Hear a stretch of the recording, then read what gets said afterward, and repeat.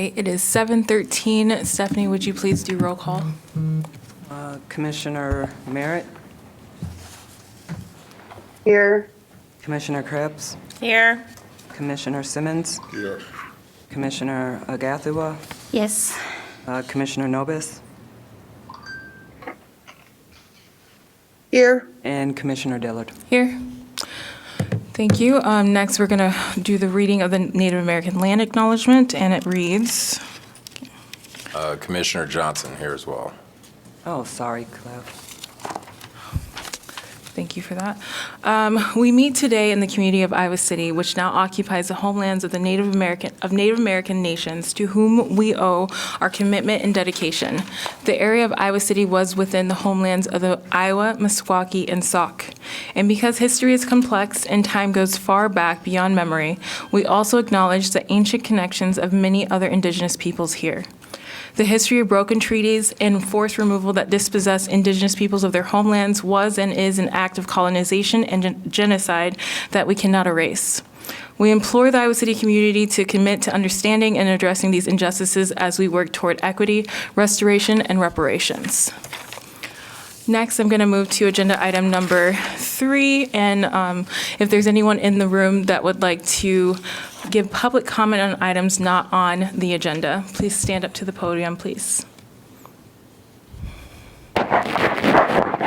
Next, I would go to agenda item number 4, approval of the meeting minutes from January 4th meeting. Stephanie? Oh, yeah. Second. There needs to be a second first. I forgot. I second. Thank you. It's been properly moved and seconded to approve the meeting minutes from January 4th. All those in favor say aye. Aye. Anyone opposed? Motion carries 7-0. Next, I'm going to invite our facilitator up, Annie, to go over community agreements with us as a part of agenda item number 7, next steps for phase 2. Okey-doke, great. So, thanks, Chastity. The consultants were thinking that 2 things about, can you hear me? Yes. Community agreements. One, it would be great for you all to have them as a body, but also that when you're doing your events, you may want to have some community agreements that you let folks know when they come in the room. This is what this space is. This is how we comport ourselves. And so, kind of as an exercise to see what you all want to do for yourselves, but also to begin thinking about how you want to handle that role, that statement for the community when they come to your events. I brought this, and I wonder if anybody wants to read it. I can read it, but I'm used to my own voice. Do you want me to read it? Go ahead. Nobody's volunteering. Okie doke. So these are from Think Peace, and you probably remember them from this summer when Think Peace did their event and training for you all. They used this, and we all reviewed it and agreed to it. So it says, we share agreements to build understanding as we navigate meaningful and difficult conversations grounded in co-creating spaces for racial justice and healing together. We invite us all to contribute to and agree to the following guidelines. Listening.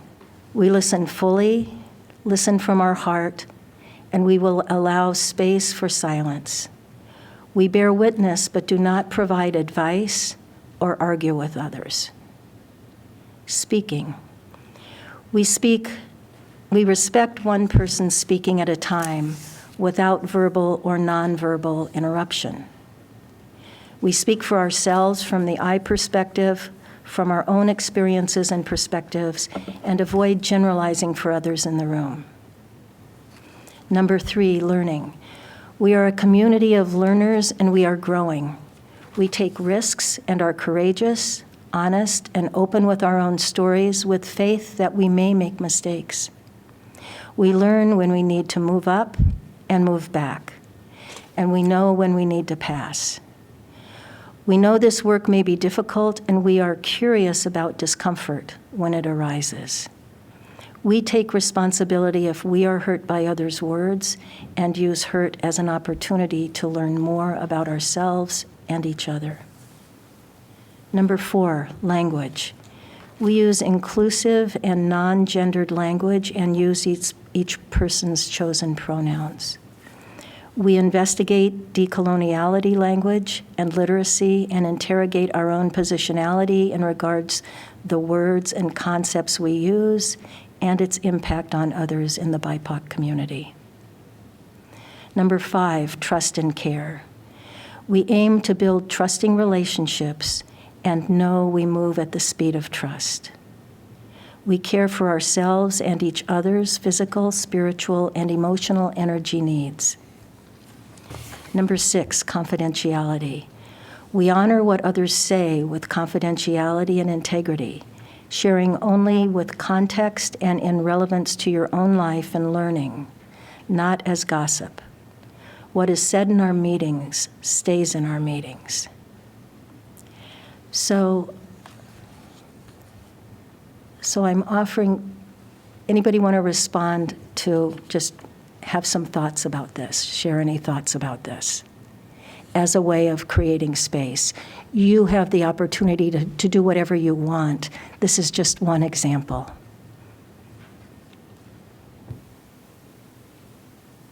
Any thoughts? I have a question, Commissioner Krebs here.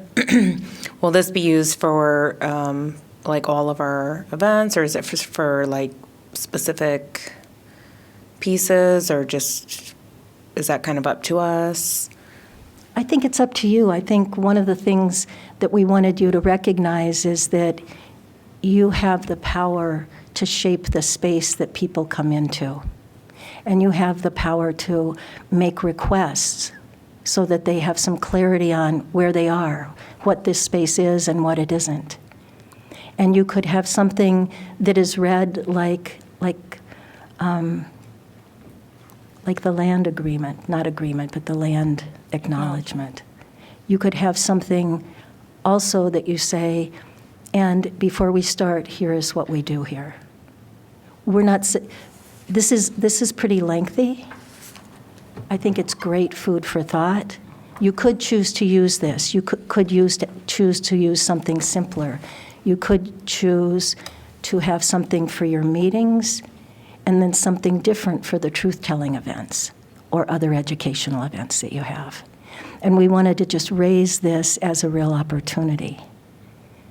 I think it's really important to set the tone and have those kind of guidelines in place, especially dealing with subjects of the nature we'll be dealing with, to help kind of set the stage. Mm-hmm. I did feel a little concerned about the length of it. I think it's beautifully written, but possibly something simpler. So it's a little, I guess, like ease for everyone. Use it for everyone, is that what you're saying? Ease of use for everyone. Yes. Yeah. Excellent. I think that's a really important point. So, anybody else have anything you want to say? I think I wanted to say thank you as a facilitation group, representing the facilitation group, bring this to us. I definitely agree with what Maria was saying. This is a great thing that we can incorporate with our truth-telling events, and I like what you said. This is something we could also incorporate in our own space here in our meetings, so we can, lead by example in co-creating these community agreements with the community. So, thank you. Great. There's one other piece to think about. So if someone isn't behaving consistently with what you've requested, with what you've stated, you need to figure out how you're going to deal with it, right? So for example, when I have people in mediation make their own agreements, their own ground rules before they even start talking, and then I have to explain how it works. And so I'm just going to give this to you not as what you would do, but just as for example. So I say, so if one of you doesn't keep your agreement, any one of the three of us can go, excuse me, that doesn't seem consistent with what we said. And I say that, and then at that point, what I'll do is turn to the person whose behavior is inconsistent and say, so it seems like that's inconsistent with our ground rules. Can you take a pause for a moment and think about how you can say what you want said, but in a way that is consistent? I said our goal here is not to silence anyone. So that's just like a bare bones something that you would want to all have some way of, I don't want to say enforcing, but supporting these and making sure that what, if it happens, you nip it in the bud and you have a way to do that that's respectful and lets the other person, lets that person continue. So anyway, thank you very much. Thank you, Annie. I'm going to jump backwards to agenda item number 5, conflict in Gaza. And I believe Via is going to help facilitate this discussion. Yeah, VFix Memorize. I'm really here to help facilitate the discussion. I believe this was an item that was suggested to be put on here that reflects the January 3rd resolution that City Council approved. And so the resolution didn't make it in the packet. It is lengthy. I could read it. But I think it was more of a discussion and for the commission. So happy to just assist in the discussion as much as I can in that capacity, knowing that I have the resolution if you'd like me to reference that at any point. And I know that this was suggested by Commissioner Novus. I wanted to give you an opportunity to speak first about this since you requested it be on the agenda, if you'd like to.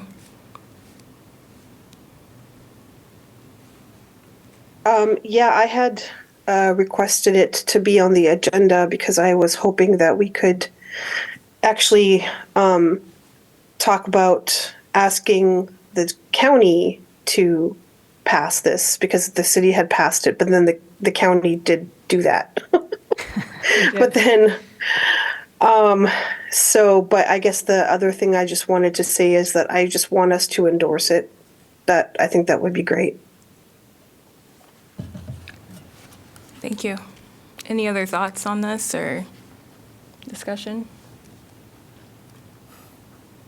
I'd be cool with endorsing it. Doesn't seem to be much discussion on it right now. Do we want to,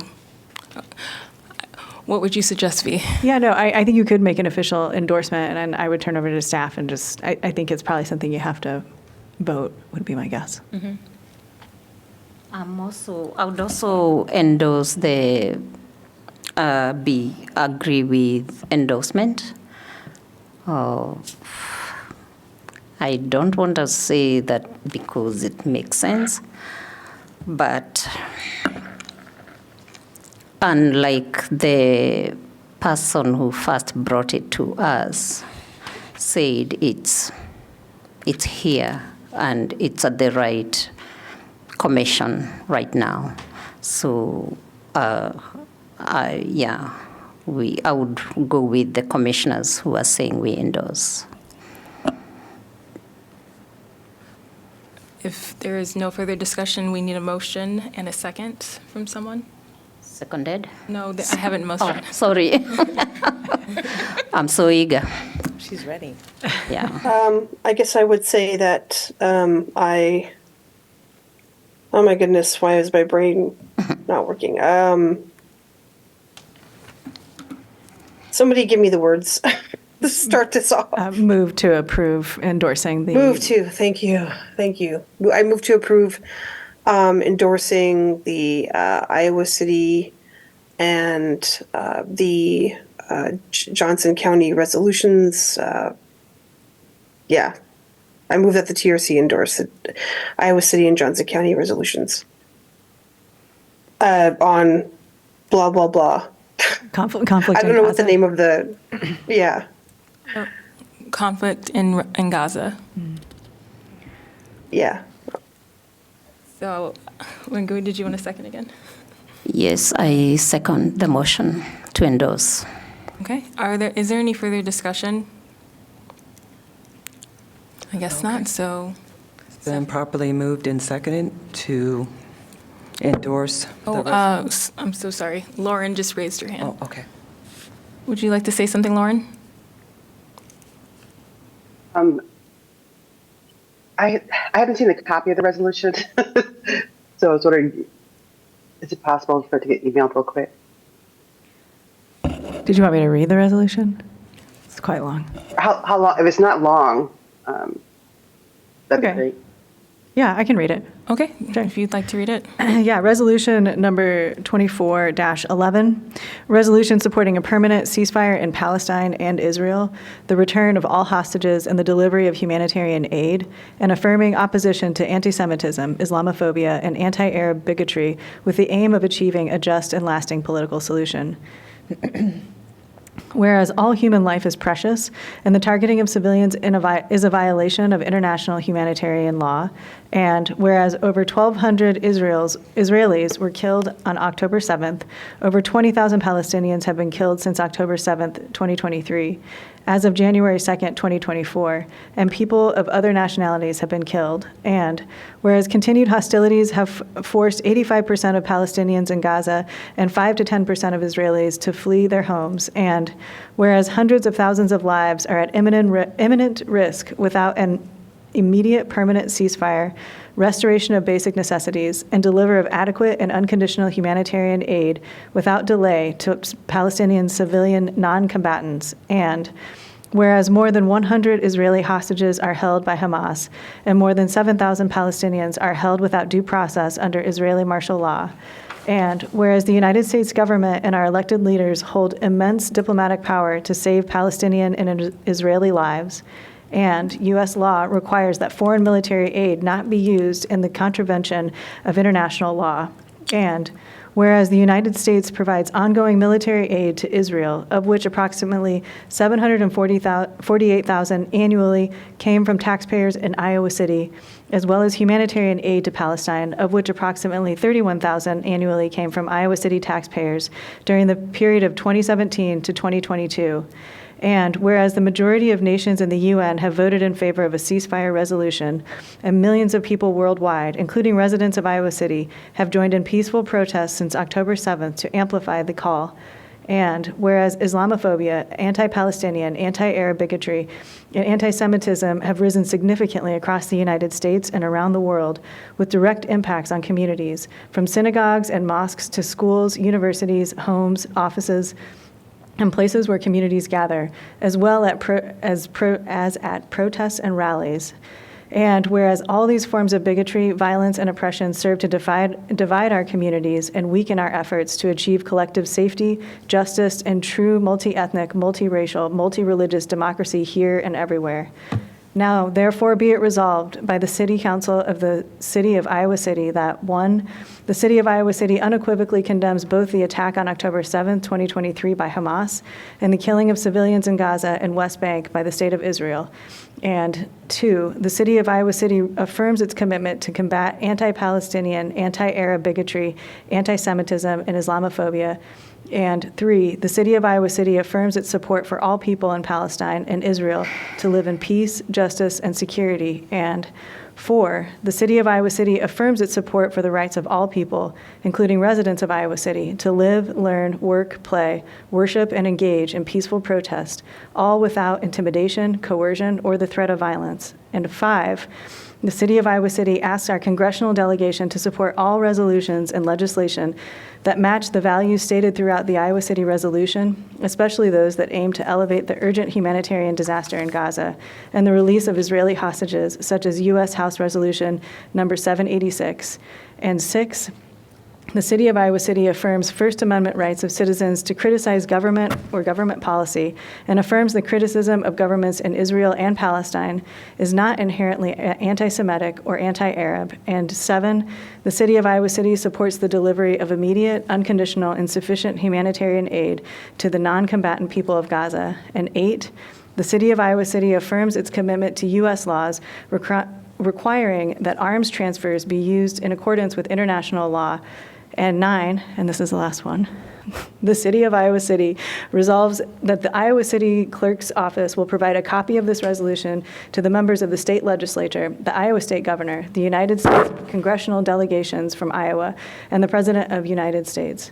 Passed and supported this second day of January 2024.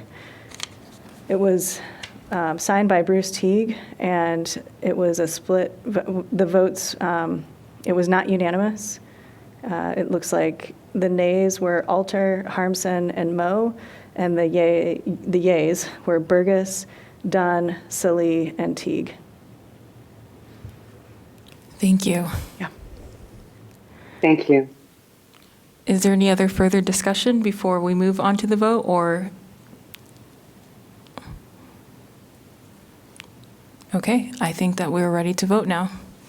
Okay, it's been properly moved and seconded to endorse the resolution 2411 passed by the City Council on January 3rd. All those in favor say aye. Aye. Anyone opposed? Aye. Anyone opposed? Anyone abstaining? I abstain. Motion passes 6 to 1 with Simmons abstaining.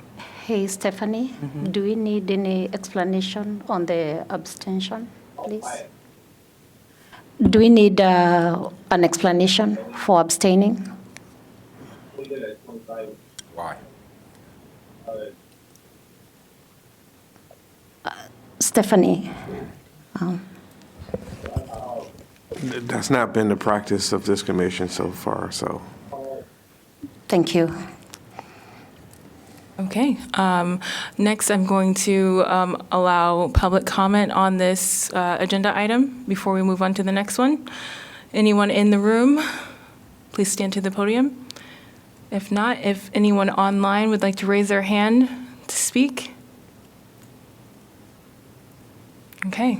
Looks like we're going to move on to agenda item number 6, Native Partners Healing Circle training events, and I believe V is going to just give us an update of this weekend. Yeah, so I'm very excited to say we have 25 people signed up this weekend. Ooh. Yeah, so, and some people I know, some people I didn't know. So I'm very thrilled to see that. 13 people the first night, 8, and then 5 on Sunday, which for Sunday seems pretty successful. And I know that Manape and T met today. I was texting with them earlier to go over the approach. I do want to say that we did change the language. It is not necessarily a training. It's more of an experience. And so unfortunately, Manape had class tonight, and I'm trying to see if T can get on, but he's having connectivity issues. So I asked if he could call in, but unless Danielle is on, I don't know if we have anyone. I know they've been meeting, but we don't have anybody to speak specifically to the content. What I can say is that the team decided that we won't record or do videos that, or take pictures that have people's faces in them, but we will put together a summary of each event so that we can document sort of what happened without having to divulge any details and make sure people feel like confidentiality is being kept. So that's what I have for. You can always get some releases too, media releases. Yeah, and we did talk about that at our last meeting. We could get the media release that the city uses, so I can ask Stephanie for that. Yeah, that's a great point. Yeah, I mean, like some folks might not mind at all having their picture taken. True. Yeah. And then, of course, if commissioners are there, then maybe we can take pictures of the commissioners Yeah. and the healers if they want. I did see some commissioners signed up, so thank you. Yeah, it's great. And we also put together a post-event survey as well, just to get an understanding of how people arrive to this. Is it their first time? How do they feel during the session, after the session? And would they be interested in continuing to do it? So, yeah, we should be able to, I guess, capture some data. So V, do you think with a quick turnaround, we'd be able to talk about what went on next meeting next Thursday? Oh, yeah. Okay. I think so, for sure. Yeah, we'll try and have at least something to give at the Monday meeting for staff and chair and vice chair, but definitely by Thursday. Great, thank Yeah. you. Are there any further questions about this event? Okay, I'm going to move on to the next agenda item, but before I do that, is there anyone in the room or online that would like to comment on this? Please raise your hand or stand up to the podium. Okay, next, we're diving into next steps for Phase 2. And again, I believe this will be Leo and or Larry that are going to do an explanation, or maybe Laurel, about the roadmap that we talked about the last time we were here.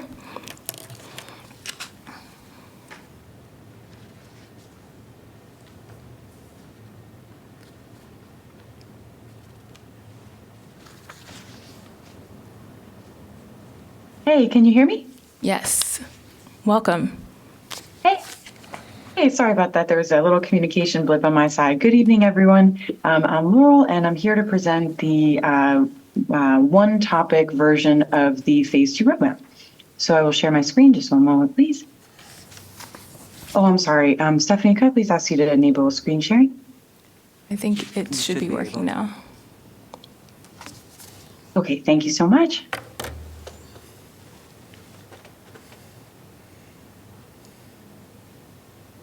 And is that showing up okay? Yes. Hey, super, thanks. This is a much easier to look at view of the information we saw last time, and I also have the spreadsheet, and it's cleaner and simpler. But I figured it might be nice to start with the visual because the conversation last time really emphasized we can make these decisions about when we want to have stuff, but it would be a lot easier to do it in a calendar view. So, of course, we are here in the month of January. This January 18th meeting is, of course, moved to this evening. And then this coming weekend, we're looking forward to the circles that V and the commission were just talking about. And then I'm not sure how large the font is showing up. So please, somebody let me know if it's too little. I think we can see it. 15th, thank you. The 15th was postponed due to snow to February, and that date is to be announced. So that's why I just put this message here in parentheses. But once we get that moved, we will update that. So, of course, these are things that have already been decided upon. And then looking forward into the future months, the TRC meetings are in this gold color you can see, and they are, of course, on the first and third Thursdays. And then the roadmap starts getting into the additional events, and those are color-coded by which unit of the facilitator team will be providing them. So the green is the healing circles led by our Native and Healing partners, and those will be on 2 successive weekends in the beginning of February. And you can see there are 2 options for the times here. There's 10 to 1 or 1 to 4. On each of those days. So that would be one thing to consider. And I was thinking maybe we could look at I should have mentioned this at the beginning. I was thinking we could take a look through all the months of the calendar view, and then we could get into the decision making on when events should be, looking at the spreadsheet view. But what would be easiest? Would you like to go month by month in the calendar or week by week in the spreadsheet? You're asking us if to look month by month just at the different events that could be added, or? I'm sorry, that was a poorly phrased question. My bad. I guess I was saying, would it be helpful to go all the way through the calendar before coming back and talking about the decisions that have to be made about events, or would it be helpful to do that first time around? I think maybe let's just go through the calendar first. Okay, sounds good. Sorry, I mangled that one the first time around. Okay, so that wraps us for February, and then scrolling down to March, this is where we start getting the fun rainbow of colors here. So, of course, the TRC meetings are the anchors, and those are the first and third Thursdays from 7 to 9. And then there's a new color reflected on the page, which is this red color. I use that to designate deliverables that go to City Council. So those 2, of course, are the report and then the presentation, which will be coming up. And then I know we'll be sort of getting into the decision-making part of this a little later in the conversation, but just to orient to why there are so many things right here, you can see the numbers are a little bit small, but each culminating event, as we're calling them, which is, the final culminating event, that kind of brings together the insights and the process and the planning from the whole way through of Phase 1 and Phase 2. Each of those has a couple of different dates that are options. Pardon me. And I just want to point out one thing which I was thinking about before presenting, which is that, it's not like fact-finding option 1 and truth-telling option 1 or truth-telling option 1 and healing circle option 1. Those aren't coupled together. So for every culminating event, there are two or three options for when to schedule it, and those are pretty independent of each other. But either way, we propose in the roadmap that the culminating events take place between the middle of March towards the end of the month. And then the report due to City Council is by the end of March. And so we have it listed there on a Sunday. But of course, we would love to complete it, sooner than that, and we'll begin working on it. But the culminating events will be nearby it. So we want to make sure we do a lot of pre-work so that we can hit the ground running with that. And then finally, looking at April, again, the anchor schedules of the TRC regular meetings. And then April 16th is the projected presentation date to discuss all of the amazing work that was completed in phases 1 and 2. So that is the calendar view, and the purpose of it was just to make it really clear, kind of how many times would people be expected to show up at something in person during the week. So, commissioners and the facilitation team and city staff and all the people involved in the process might be working, in various capacities between these events, but these would be, the days in the calendar with a time and a place and a specific event, planned for that time. So that's just the organizing principle of the calendar. And I would like to pull up the spreadsheet, but in case there are any questions, I'd love to pause here and ask, is there anything anybody would like to discuss further about the calendar? Or do you want to kind of jump into the details now and then ask questions, post all the details?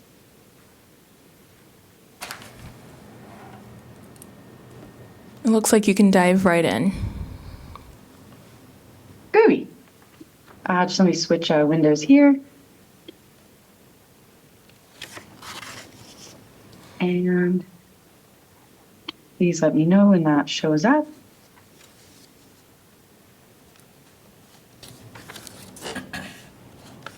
We can see it. Thank you. And last question, is the font large enough, or should we zoom in a little bit? I think it's fine. Okay, cool. So this is the same old spreadsheet we've been working for about a month or so now. And so I know we've talked about this before, but just quickly looking back at the tabs at the bottom again, just to remember how we got to what we're looking at now. We made 3 versions of the roadmap, and we called of the 3-topic roadmap at the beginning, and we called them Roadmap Culminating, Cascade, and Cascade Spread. And the difference between those 3 was just that those culminating events in March are spaced out a little bit differently. So that was the first draft. And then we got the feedback to narrow the number of topics from 3 to 1. And so then for each of these roadmaps, we went next tab over to a 1-topic version. But you see this is really cluttered. This has all of the tasks from all of the teams. And so trying to get to just a cleaner view that's easier to go through, this is the clean view. And so this sort of takes away all the intermediate process notes that the facilitators are using to plan our work, and just gets down again to kind of the bottom line, what needs to happen, sort of what should the focus of the week be for people's attention and for people's activities. And so those are all the tabs at the bottom. I'm just going to stay in this tab for the purposes of kind of staying in one place, but the differences between the other tabs we've gone through. So if you look through the spreadsheet yourself, that's what all that verbiage is. Anyway, so disclaimer is complete. You can see on the left side, there's the weeks are listed one by one. And then we have goals right here, not to be redundant, but this is blank, not because it doesn't have info, but you just have to tab over to the one next to it to see. So that's where all that info lives. And then we'll be focusing on column C, which is the completed outcomes, outputs and events. And I put bold. Of course, this whole title is in bold, so that's a little misleading, my mistake. But if you look at the content in here, you can see some of this language is bolded, some is not. And that's what I was trying to refer to with that title. The bolded items match the items that are listed on that calendar view. So those are the in-person, time and place, attendance, hoped for and expected live events. And then the items that are not bolded are either documents that the facilitator team will produce and submit to the TRC by that time, or they're topics that will be the focus for that given event. So looking, just going from top to bottom, of course, we had the TRC meeting on the 4th. And then the next entry would be the TRC listening post at the event honoring MLK, which has been postponed to February. But of course, once that new date comes up, we can revise this document right away. The presentation of the Phase 2 roadmap, that's where we are now. Of course, that's happening this week because of the snow. So that brings us to the next week and the events that we just discussed. And this note is here, not necessarily saying this will be happening today, of course, but just connected to the rescheduling of the listening post, inserting a note to say this is something to return to, and not to be persnickety, but this is a date to select and then put on the roadmap as soon as possible and on the calendar too, so that everybody can kind of look at the single view and see, those same things. Where do I have to be and when? And then for the next week, that's when my colleague Larry will be coming to present the fact-finding insights in person at your February 1st meeting. So hats off to everybody having 2 weeks of meetings in a row. And it has been a pleasure to speak to the commissioners and hear more about what they're hoping to get done in that session. And Larry will speak more to that shortly as soon as we're done going through the roadmap. Excuse me. And then looking into February, those are those back-to-back weekends of Circle experiences with the Native Partner team. And then following that, this is the first thing that appears on here that is not, indicated on the calendar, which is these are 2 documents that the consultant team will produce and deliver by this week to the commission. So this first item, which is in black font, is the concept note for the March CEs. CE stands for those culminating events that were all clumped in that view on the calendar. And the concept note is, it's kind of like a technical sounding name, but it's really just an outline of what are we thinking for each of these 3 events, what are they for, and sort of what are the broad strokes of what do we expect will be necessary to make them successful. How big of a space and what kind of materials or training or what kind of people and which of the consultant teams would need to be there to make it successful, how many commissioners, all that kind of thing. So not necessarily getting down to the very nitty gritty of how many pens do we need on each table or what have you, but saying, we need a space that can accommodate this number of people, where there are furniture options, that kind of thing. And then the item that's in purple, that's the Think Piece team color, and that will be a document specifically focused on public hearings. And so both of those things will be deliverables that we're hoping to get to the commission in advance of that time, so you guys have time to check it out and review. And at least for me, I like to let things marinate, especially written stuff, before discussing them. So that's our goal, is to get it to you all with plenty of time to digest it, come with questions, come with critiques, feedback. And then there's that 2:15 TRC meeting in the second Thursday of that month.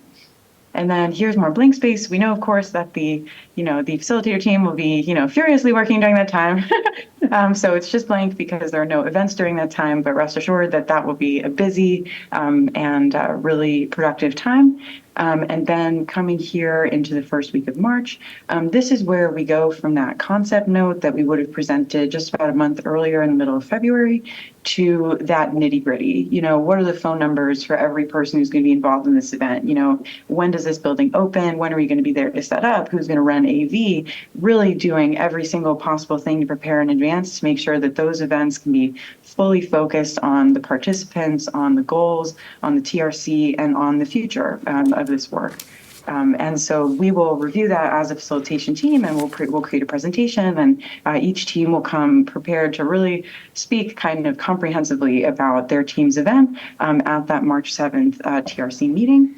And now we get back into what I think is one of the most just visually appealing parts of the of the calendar, just because you see the commingling of these different legs of the stool of the TRC in a way that I find really exciting. So just a reminder that it's a clunky name, but this is the roadmap, quote unquote, cascade spread. So the way to say that in normal language is this is the one that's the most spread out. And you can see that because in this week by week view, you have the fact-finding event on the 14th. And then fully in the next week, you have the truth-telling culminating event, and that has a note to say with healing components. That was an important item to highlight, just to say that, we won't be asking people to come to a truth-telling event and then say, okay, good evening, see you some other time. There would be, as has already been referenced in this meeting when Annie was discussing the different ways that the commission could decide to use those community agreements, and the follow-up question from Commissioner Krebs, like what kind of environment would you like to create?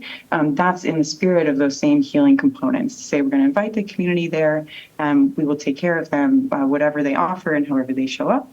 And it will be a busy week no matter what for the commissioners, because the very next day is a TRC meeting. That, of course, is the third Thursday of the month. I know I'm a broken record, but just going top to bottom. And then in this version of the roadmap where The culminating events are spaced out week by week.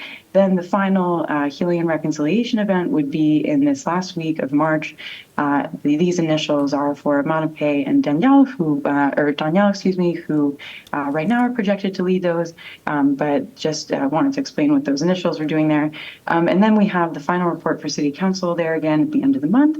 And then finally, this is getting into the month of April. So the consulting contracts end in March. So that will be when we are done producing more written deliverables for the commission. And that might be, when we're done making presentations at the TRC meetings, but especially in the vein of the sort of enhanced or kind of expanded facilitation services that the team is hoping to provide over phase 2, there will still be a facilitator presence available for these meetings, especially because it's so important that presentation capture the spirit, the accomplishments, the hopes, and the nuance of all that has transpired over these 2 phases of work. And so again, this is blank space on this view, but this will be another heady time for, of course, to the TRC and you all, and also the facilitator team to really make sure we are bringing our best from, all of this year and last year that we've been working. What is the best way to position the people who will be presenting to City Council to communicate what this effort was and what it accomplished and where it could go next. And also for you all to feel like your time was well spent, and this document and this deliverable reflects why you joined this effort and why you're here and what you'd like for your communities. So it will be a heady month of March and of April too, it looks, even though there's sort of deceptively blank space around it.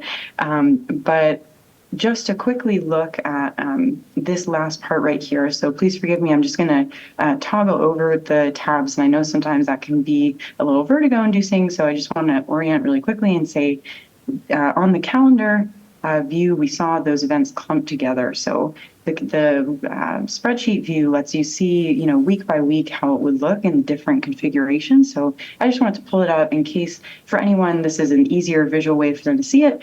Some people are picture people, some people are spreadsheets, some people language. So I just wanted to highlight, this is March right here, and not to be redundant, but we have the culminating events spaced out week by week. And then one culminating event, in this case, the truth-telling one, is back-to-back with this pre-scheduled TRC meeting. And then in a different version of the roadmap, this is the cascade instead of the cascade spread. You can see that if you look in the same spot, the big difference is that there are 2 different options for the Healing Circle culminating event, and the fact-finding event has moved a week later. And so this was on the 14th, and this week right here, now this cell is empty because there are no events that week.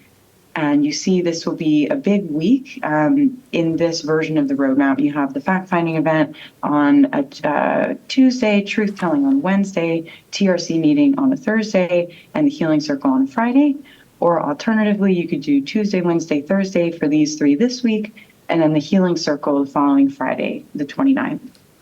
And then the last one is pardon me, wrong one.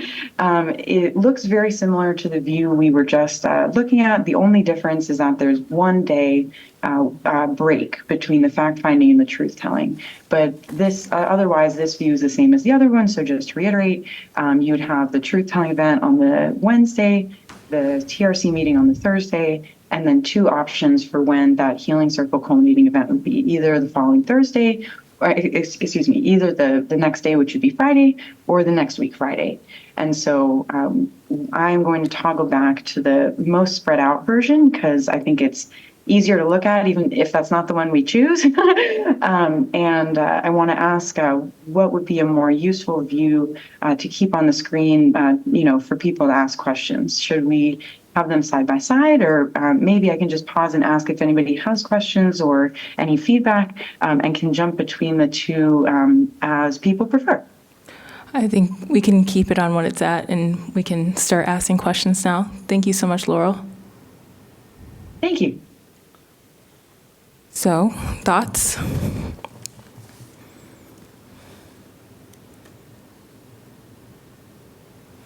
Well, I'm going to start off and say I really appreciate you all coming back prepared to meet our needs the way that we asked for the last meeting. Appreciate that you took into account how to make it look easier versus like we're going to be doing back-to-back events. So really appreciate that. And it definitely does feel a little bit more digestible and easier to do in our first quarter of the year.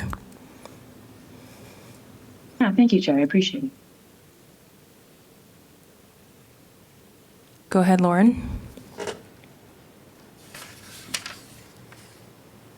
Okay, so now, I mean, if we're looking at this roadmap, we would have to determine what are the actual fact-finding, culminating events, correct?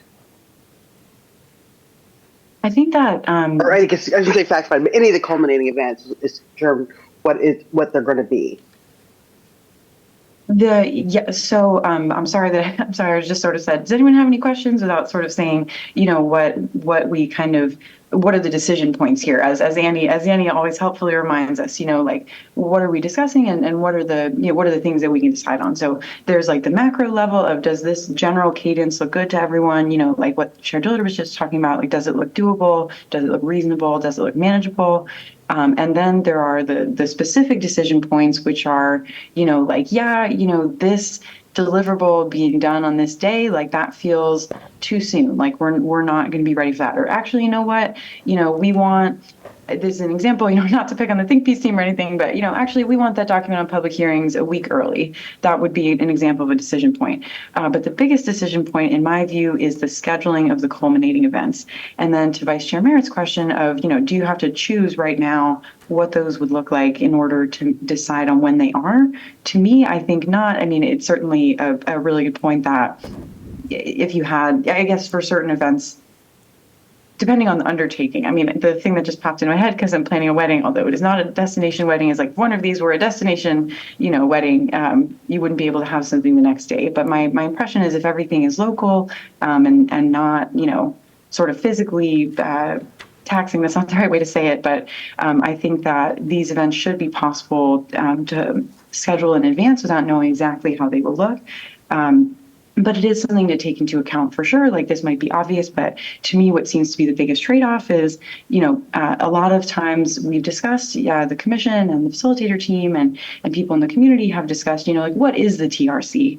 And the TRC has started getting the message out and producing, you know, amazing, incredibly clear, detailed, attractive, you know, swag and also, you know, explanatory materials. But, you know, the message is just getting out, you know, and so you know, I'm sorry, I don't mean to be so wordy. Basically, it's an opportunity to start, you know, defining sort of the cadence, but still in the early days of deciding kind of exactly how you want to invite the community to participate. So anyway, the short answer to your question, excuse me, Vice Chair Merritt, for going on so long, is that to me, no, you don't need to decide what the events will look at to decide when you'd want them to occur. Please forgive me for the word salad, goodness.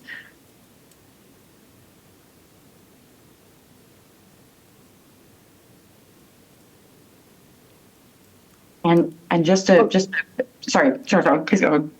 Okay, I was like, okay, so, I mean, because obviously, like right now, we don't know what the content or the specifics of these culminating events are, just like general.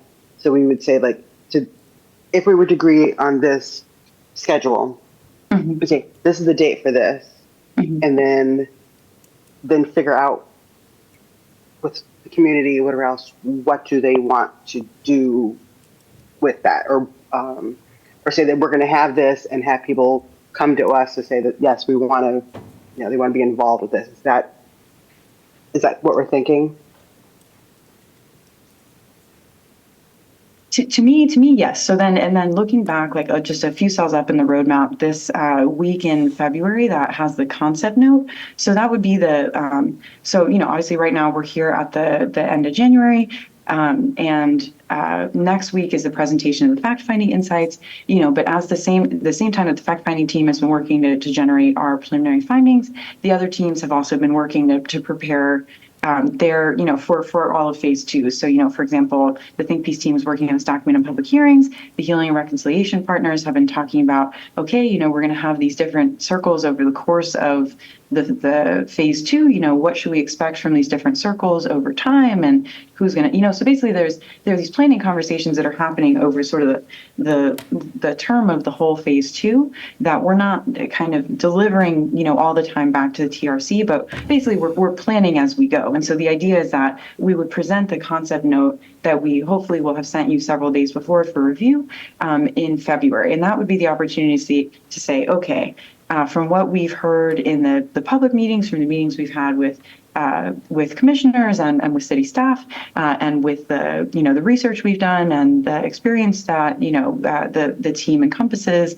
here's what we're thinking for these events. And the bare bones would be, of course, the fact-finding event would be some way of presenting the results to the community, and getting their feedback. Saying the same questions that the facilitator team asks the TRC commissioners when we attend the meetings. Is this right? Does this reflect what you wanted it to? What's missing? What needs to change? So that's the opportunity to say this was our first kind of crack at it as a TRC, as a facilitator team working together. We chose the topic of law enforcement, criminal justice, public safety. We found facts about it. We set up a truth-telling forum about it. We have been connecting these healing circles. Here's where we arrived. And so this would be the first round of the TRC, which would extend past when or the facilitators' contracts are set up to replicate and get to that system, that kind of replicable system that we've talked about a lot at TRC meetings. And so I think that the big questions are, do you feel comfortable or does it sound appealing to try to keep these events close together, recognizing that that's, like a big expectation for you all, it's a big expectation for community members, but also on the flip side that this is such a unique and powerful structure, this TRC, so few of these have happened, especially in this country. And so, there's power in showing the community by doing, not by telling. I mean, the swag and the explanatory materials, I think they're quite high quality myself, but there's nothing like living it and making it real for people. And so I think that that's the biggest trade-off I see for and they're both very valid points. And I think a lot of it, and then I'll stop, yammering on, is it comes down to you as commissioners. You are the human beings with your lives who are on this commission and balancing it with all the other parts of your lives. And so looking at this, to my mind, it would be like, okay, is there a week in March? Like, can you devote 1 week in March where you're basically a full-time TRC person, in addition to your life? That's a huge expectation.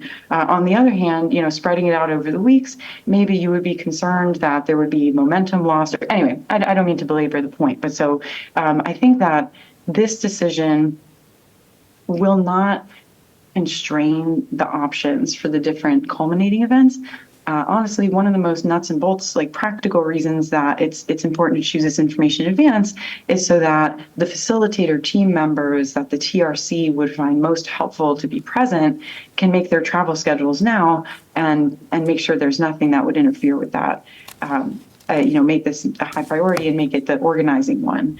And then also, of course, the same thing applies to asking people to come. The more you all know this quite well by now, especially with the, amazing, crack planning that happened pretty close to the event of the MLK Day, and look how far everyone got. Imagine if we had 2 months, to plan these events, knowing when they are, where, and we can get those details down, sooner. We can give people more opportunity, and also more opportunity to maybe watch or attend a TRC meeting to say, well, that sounds interesting. But what do you guys even talk about, or what are you guys here for? Giving people a chance to, let it marinate. So anyway, I think I've really taken this one too long, so please forgive me. But so those are the decision points that I see. To summarize, the biggest one definitely is, when will these culminating events be? And the option is basically have most of them in this week right here, or space them out more than that. And then if people want them to be mostly in this week right here, the two decisions are whether they should be back to back to back to back, or it should be Monday, break, Tuesday, Wednesday, Thursday, and then either having the healing circle that Friday or the next Friday. So that's the can biggest we- decision point is when. Yeah. Great. Thank you so much, Laurel. I think you're asking us to discuss what we think are the options.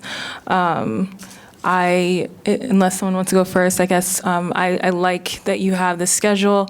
I'm also thinking one thing now, just looking at it, here in Iowa City, I think utilizing weekends are a little bit easier for people that have kids. And I know this is all a weekday. These are all weekday events.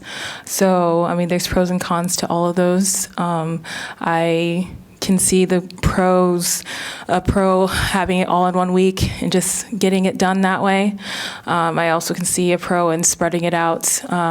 It might be hard to get people to come like multiple days in a row, but it also might be difficult to get them to come spread out. So I would love to hear what other commissioners think about this first attempt and how we should try to schedule it with our own knowledge as community members here. Commissioner Krebs here, the only thing that I thought immediately is I would want truth-telling and healing circle to be as close as possible in case this were to bring up some hard things for folks. They'd have that quick turnaround time to get into a healing circle. So I know it's just one day in this week, but maybe if we did the Wednesday and Friday for those two. Yeah, I agree with that. And I don't think I know exactly how long the anticipation is for each of these events. Laurel or anyone, do you know? Is it a 2-hour event? Is it a 3-4 hour event? I think that would be up to you all. My impression is that would maybe be a little bit longer than a normal meeting, just because it would be, novel, and there would be a lot of community involvement and sort of just a variety of activities. But I wouldn't presume to say. I think that would be up to you guys. But if I were thinking, I would probably expect it to be a little longer than a meeting. Okay. This is Commissioner Johnson. I think it's a good idea to kind of compact everything into 1 week. I feel like that makes the most sense for numerous reasons, like you were just saying a second ago. If we are going to tell truth, then we got to make sure that we're able to give people the opportunity to heal as well, all in that same time frame. On top of that, compacting it makes it so it's a lot easier for us to all set up our schedules and make sure that we can dedicate to that week, knock it out, and move forward. So, sounds good to me. I just want to add, this Commissioner Wangui, for the record, I just wanted to add to the scheduling that Commissioner Murray, you've talked about. Let us not have the TRC meeting coming between the truth-telling culminating event and the healing. Let's have the healing before we come to the TRC meeting, please. I mean, we could also just not have the TRC meeting and use that as one of our events. I don't see a reason for having a TRC meeting during that week, or if we were to do that. I agree with that as well. We'll already be a TRC meeting. Right. Yeah, let's not just have it set in between the two. That Yeah, makes a lot of sense. Yeah. If there's no one else, I saw Leo had his hand up first, and then Larry. Would you all like to take your turns? Leo, you want to go first? We can't hear you, Leo. Turn on my camera without my mic. Can you hear me now? Yes. Yes, sir. Okay. Thank you. So the moment might have passed, but I wanted to share that the truth-telling culminating event is meant for people to give testimony on public safety, law enforcement, and criminal justice, and that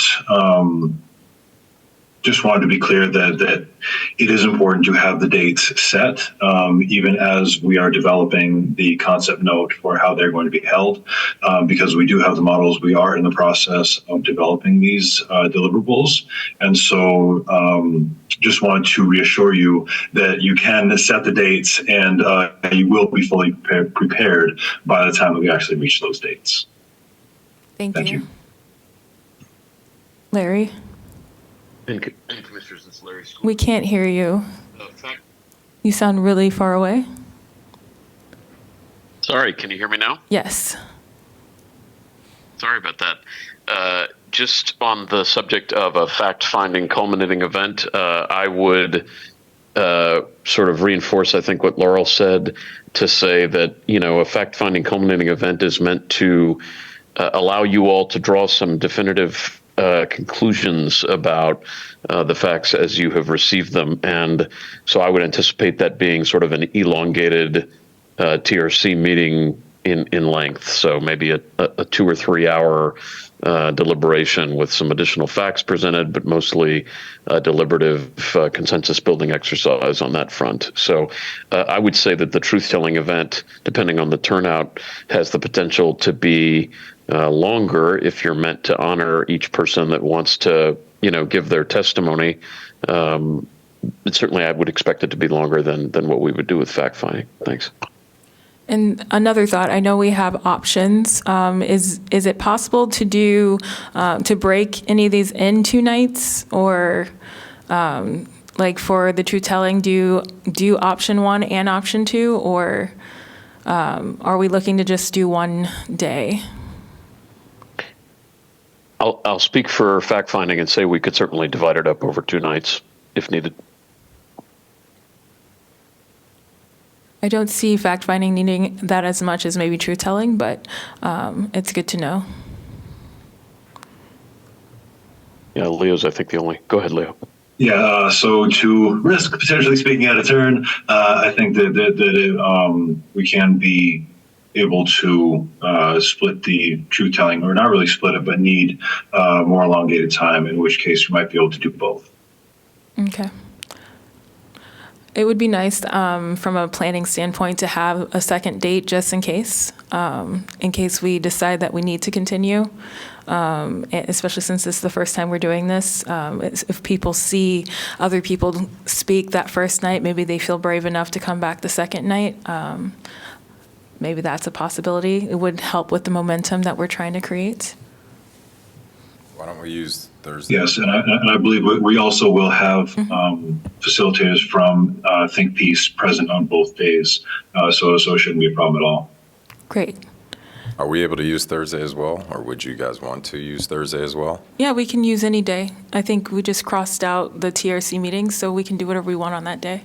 We could do truth telling event 1 day and then healing circle, and then truth telling event 1 day and healing circle, or.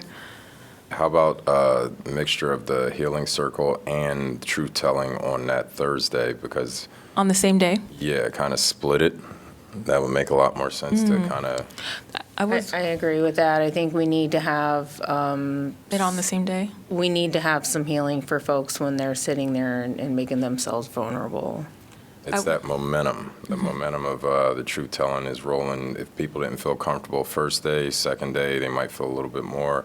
Roll into the third day, and then from there, start to heal, and then have more time for healing to digest afterwards. So maybe, are you saying 3 truth-telling healing circle combination, or? I would say no, to just kind of blend Thursday and Friday together with healing circle, and finish off with truth-telling on Thursday as well. So it's kind of it just flows a little better. I see what you're saying. I do like this as kind of a truth-telling presented week, or a presentation of the TRC.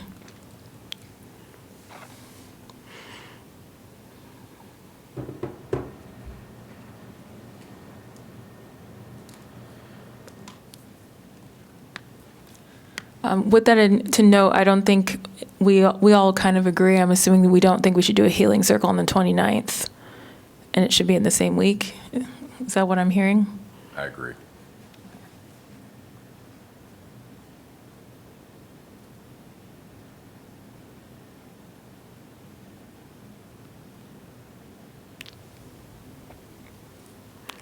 And then maybe not the fact finding on the 14th, just do everything on the week of the 17th.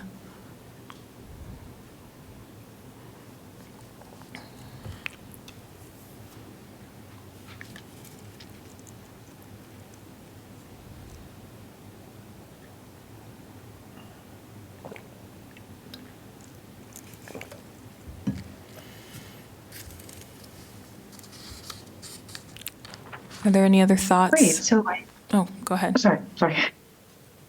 No, I was about to kind of ask, I think a similar question, but please go ahead, Chair Doug. No, I think you can go ahead. Thanks, Laurel.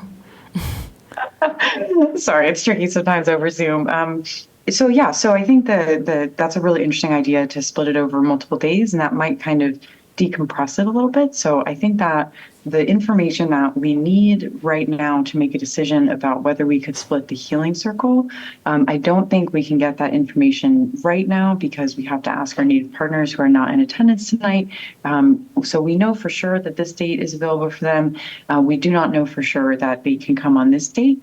But I think if the commission is amenable to this, I think that if we can kind of decide, taking into account what Chair Dillard said about having backup options for events, which is very savvy and is truly those are the words of an event planning veteran. I think that makes a lot of sense. But it might be if the commission is amenable to have a little bit more conversation just about a sense of whether the events would be split or not. If the commission doesn't have an appetite for sort of coming down on one side or the other this evening, that's fine. But at least to my eye, I think it would make sense to talk about that a little bit more if people are interested. And then in terms of an action item that the facilitator team would take away, specifically yours truly, it would be checking up on these dates and getting together with our Native partners and with V, who's been doing a lot of the planning and organizing work for those circles, just to see what would be feasible, and quite literally who from the facilitator team could come and make sure those events would be a success. So just to recap, I will have to check on this possibility right here, but it sounds like the commission is pretty sure of having a healing event on this Friday, and the question for the healing and culminating event, at least, or specifically, is whether it will be split into two. And so I'll follow up on that. But so by my count, I'm no math whiz, but of the three legs of the stool, that sounds like we've kind of crossed off the list, at least for this discussion of scheduling for the healing aspect. Real quick, So Laurel, I think wonder if V wanted to chime in because. Sorry. I'm sorry, please. I'm sorry. No, please. I've just been texting with some of the folks with the Native partners. They can't be here in person, but the 21st and 22nd sounds like it will work. Great. So, It just wanted seems like to better for add travel. that, Laurel, so you don't have to go back and forth. Lightning speed feedback. Thank you. That was like a land speed record I'll get back to you on that. Actually, we will right now. So thank you so much. So I think that does it for the healing circle. So let me designate that not option. So we'll just say part 2 of 2, and then part 2 of 2. Sorry, those numbers in this font are showing up really small. Part 1 of 2? Oh, right. Of course. Forgive me. Thank you. Okay, terrific. So I think that the questions that remain are, would it please the commission to discuss further whether it would be helpful maybe to talk about the fact finding, because I think I heard Chair Dillard say that maybe it would be less likely to split up the fact finding over 2 days. Would it be helpful to talk about that, whether it's likely to be split or not, I suppose?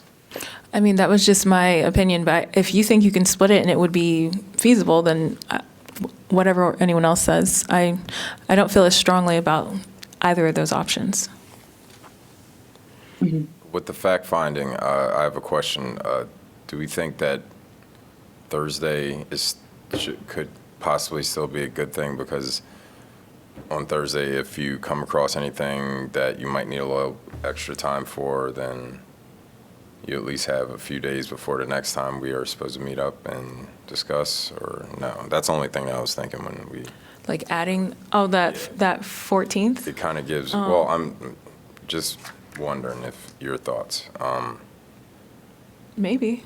if that might give just a little bit of leeway before hopping into a full week. I mean, I do like the option of presenting multiple times, just giving people in the community multiple options to see the same presentation. Maybe not like a part 2, but like you could make Thursday, so come Monday or whatever we decide is easiest. I think that if, I'm sorry I didn't mention this before, I think that if the fact-finding event is split over multiple days, I think those days would have to be consecutive. And I'm sorry, because that's totally on me that I didn't mention that before. But I think that if it's a one-day event, then the 14th, that's option one. And then if it's a two-day event, that would be the 18th and 19th. So please forgive me for not mentioning that before. That's understandable. I was wondering that. What does everyone else think? Should we offer it 2 times or just stick to the 1 time? I would say 2, in my opinion. Okay. Yeah, I would want to go with the 18th and 19th, or 2 days that are consecutive. Okay. Versus the 1. I'm just wondering, since it is on top of the truth telling, what days are we doing truth telling? The 20th and The 19th and 20th. Oh, wait. I thought we were going to. 3 days on there. 2021. Oh, the 19th, 20, and the 21. So I thought the full day was going to be the 19th. I'm sorry, the way that the kind of color scheme sort of falls apart when using it for brainstorming. So I'm sorry about that. But the purple, of course, refers to the truth telling. But in terms of the numbers next to it, so originally we had thought of truth telling as a one-day thing. And so then when we started talking about, well, maybe we'll spread it over 2 days, that's where I said the 1 of 2 or 2 of 2. But then there's another, if we want to split it over 2 days, of course, we could either do 19 and 20 or 20 and 21. That's and okay. If we did 19 and 20. Oh, sorry. No, keep going. I'm sorry. No, I was about to restate the same thing in different words, I'm sure. So please go ahead. Okay, so that makes a little bit more sense. So if we did the fact finding on the 18th and 19th, we could still do truth telling on the 20th and the 21st. We could, and also, I mean, we kind of know what the schedule is right now. If we need to tweak anything in the next 2 weeks, we just know we can block out that whole week. Is that okay from a facilitator perspective? We know we're going to do fact finding in the beginning. We know healing is going to be in the end, and truth telling is going to be in the middle. Please go ahead. Yeah, Commissioners, this is Larry Schooler. I think it's difficult for us to say collectively. I mean, I can certainly speak for Kearns and West in saying that at least I and maybe Laurel could be available those first 2 days. And I suppose there's a possibility that I could even, stay to help support the other events happening on consecutive days later that week. I did just want to mention, and I hate to throw in any sort of wrinkle, but I don't know when spring break occurs in Iowa. Spring break in Texas occurs on the week before. And so I don't know if that's a week that is better or worse for folks. It certainly makes my life easier in terms of my schedule, but I know we're trying to align around one particular week. But anyway, I want to make sure that all the different teams of facilitators weigh in on their availability because, we're different that way. Spring break here is the week of the 10th.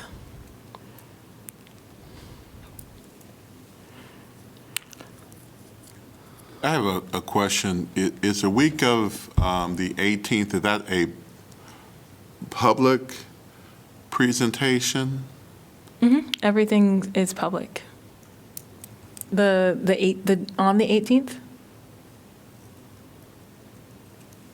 The week of the 18th. So based on the training we had, we talked about people kind of communicating what their truth is, and then out of that, we would then identify who we wanted to speak. Mm-hmm. Are we saying that the truth telling is public? Or are we saying that happens earlier, and then the week of the 18th, that truth telling is the public presentation? The way I understand it is that the week of the 18th is the public version of what you just said, and from now until then, we're doing the private conversations. Unless someone says they don't want to be public, but it doesn't work for how we are set up. Oh, you got that spot on, Chair Dillard. Okay. V, were you going to come to the front? Okay. I just wanted to say, I think Eduardo Gonzalez is on Zoom and potentially could answer this.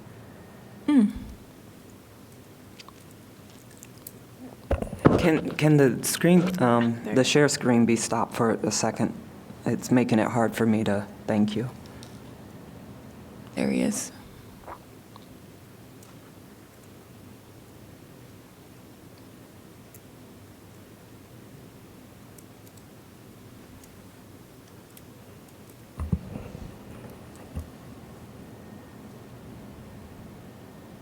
Welcome, Good evening. Eduardo. Yes, hi. I understand the question is about availability the week of March the 18th. The question was just asking if it would be a public session and how we would make sure that we're vetting people beforehand, is how I understood it. Well, Chair, this is Larry Schooler. I do want to sort of have Eduardo and Think Peace kind of clarify what they can staff in the way of truth-telling events overall. I mean, it felt to me like the TRC was veering towards, as many as 3 days of events, which is great. But it's important that we determine what facilitator support there would be for that. So I wanted Eduardo first to just, whether it's on his behalf or Melinda's or Dave Ragland's or Leo's, just identify how much capacity there is for Think Peace to support that week, and then the substantive question after that. Yeah, thank you, Larry. I think I understand better now. So what I do remember is that the idea was that there was going to be an integrated event with truth-telling, fact-finding, and healing circles. And there were 2 options on truth-telling, whether it was going to be Tuesday and Wednesday or Wednesday and Thursday. And in principle, we said we can cover one of those options, but we just need to know when. So in principle, we had thought of 2 days. Now, if you're saying that it's not Tuesday, Wednesday, by Tuesday to Thursday, we will just need to adjust and allocate the appropriate time. At this point, we did have a calculation that we were going to be there, at least one of our staff, for 2 days. But please let us know what the final decision of the commission is. And I think the way Laurel put it, it is 2-day options. One is on Tuesday, Wednesday, or Wednesday, Thursday. It does look like it's 3 days, but she clarified for us Tuesday, Wednesday, or Wednesday, Thursday. Exactly. Okay. Exactly. So for us, it's the same, whether it is Tuesday, Wednesday, or Wednesday, Thursday, because we are committed to make sure that there will be support for those 2 days, whichever those are. Great.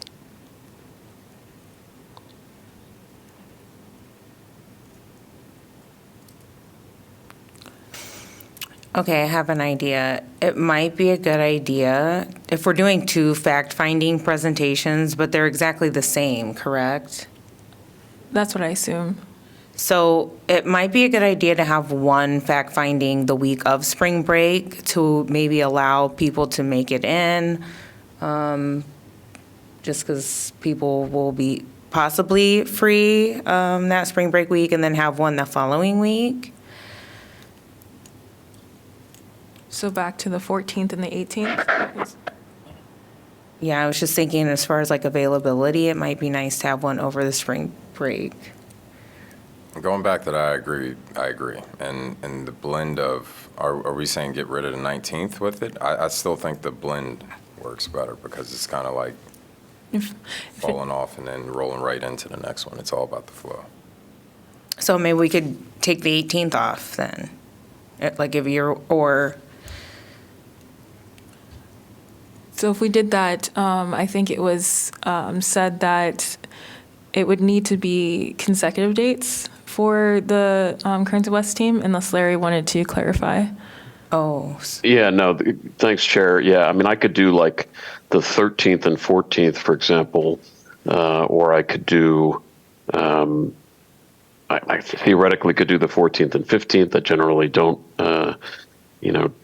travel or do business leading into the Sabbath. But if I needed to, I could probably make an exception on the 15th, or it would need to be something like the 17th, 18th, 18th, 19th. Okay. Just because. Okay, yeah, so never mind. That actually I would goes be away against from what I was yeah. thinking then. Unless it was Sorry an about that, online Commissioner. presentation.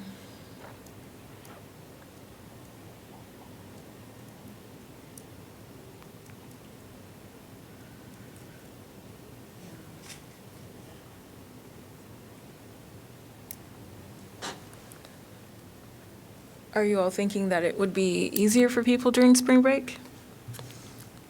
Yeah, I was just thinking if we had an option over spring break, maybe people would be free to show up. But I mean, people might be out of town too. So I just thought, giving them some different options would be helpful. But that doesn't work. So I guess my plan's off the table.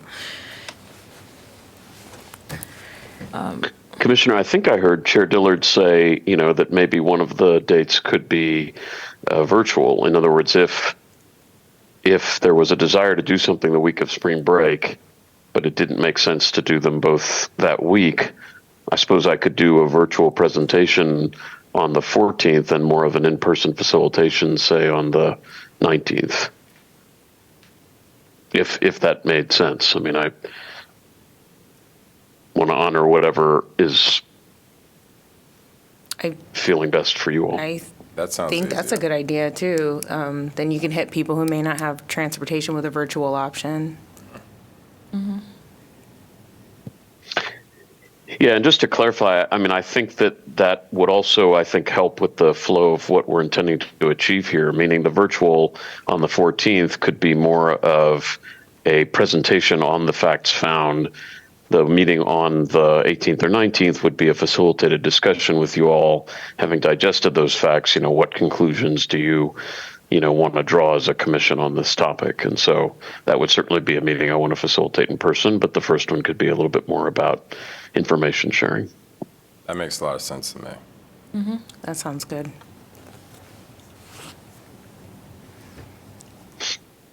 So just for my planning purposes, I can certainly hold the 14th for the virtual. Did you want to do a Monday or a Tuesday, 18th or 19th for fact-finding part 2? So I know that Commissioner Johnson is saying that we should flow, which I do agree with. I'm just wondering if, since it is like a work day, like if we would start maybe at like 6:30, and truth-telling can already be so long.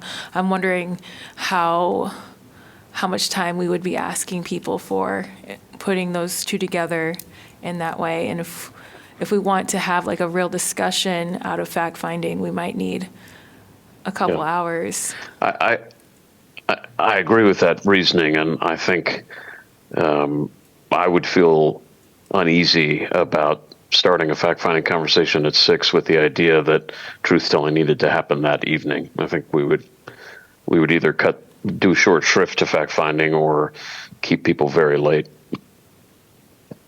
So we could do the fact-finding on the 19th, truth-telling on the 20th and the 21st, with the option for the healing circle on the 21st and healing circle on the 22nd. And that way everything's together. You could. I would love to talk the next time we hear from the Native partners. They have said that healing circles can take as long as they need to take. So that's another just thought when we're doing that. So I'm curious if we did truth-telling and had the option of healing circle after each one, if that would help, like, alleviate that. Be fixed memorize. I know that in the past, Manape and others have indicated that that's in fact exactly what they would want to do, to host them kind of at the same time. So even as people are stepping down from telling their truth, there's a circle ready for them. So kind of at the same time? Yeah. Okay. I think could be I like that. they're present, they're here Right. already. So yeah, that makes a lot of sense. So what if we had truth-telling, both truth-telling days also had healing circle? I mean, if people felt like they needed more healing, there could be an extra healing circle day, I guess. That's standalone.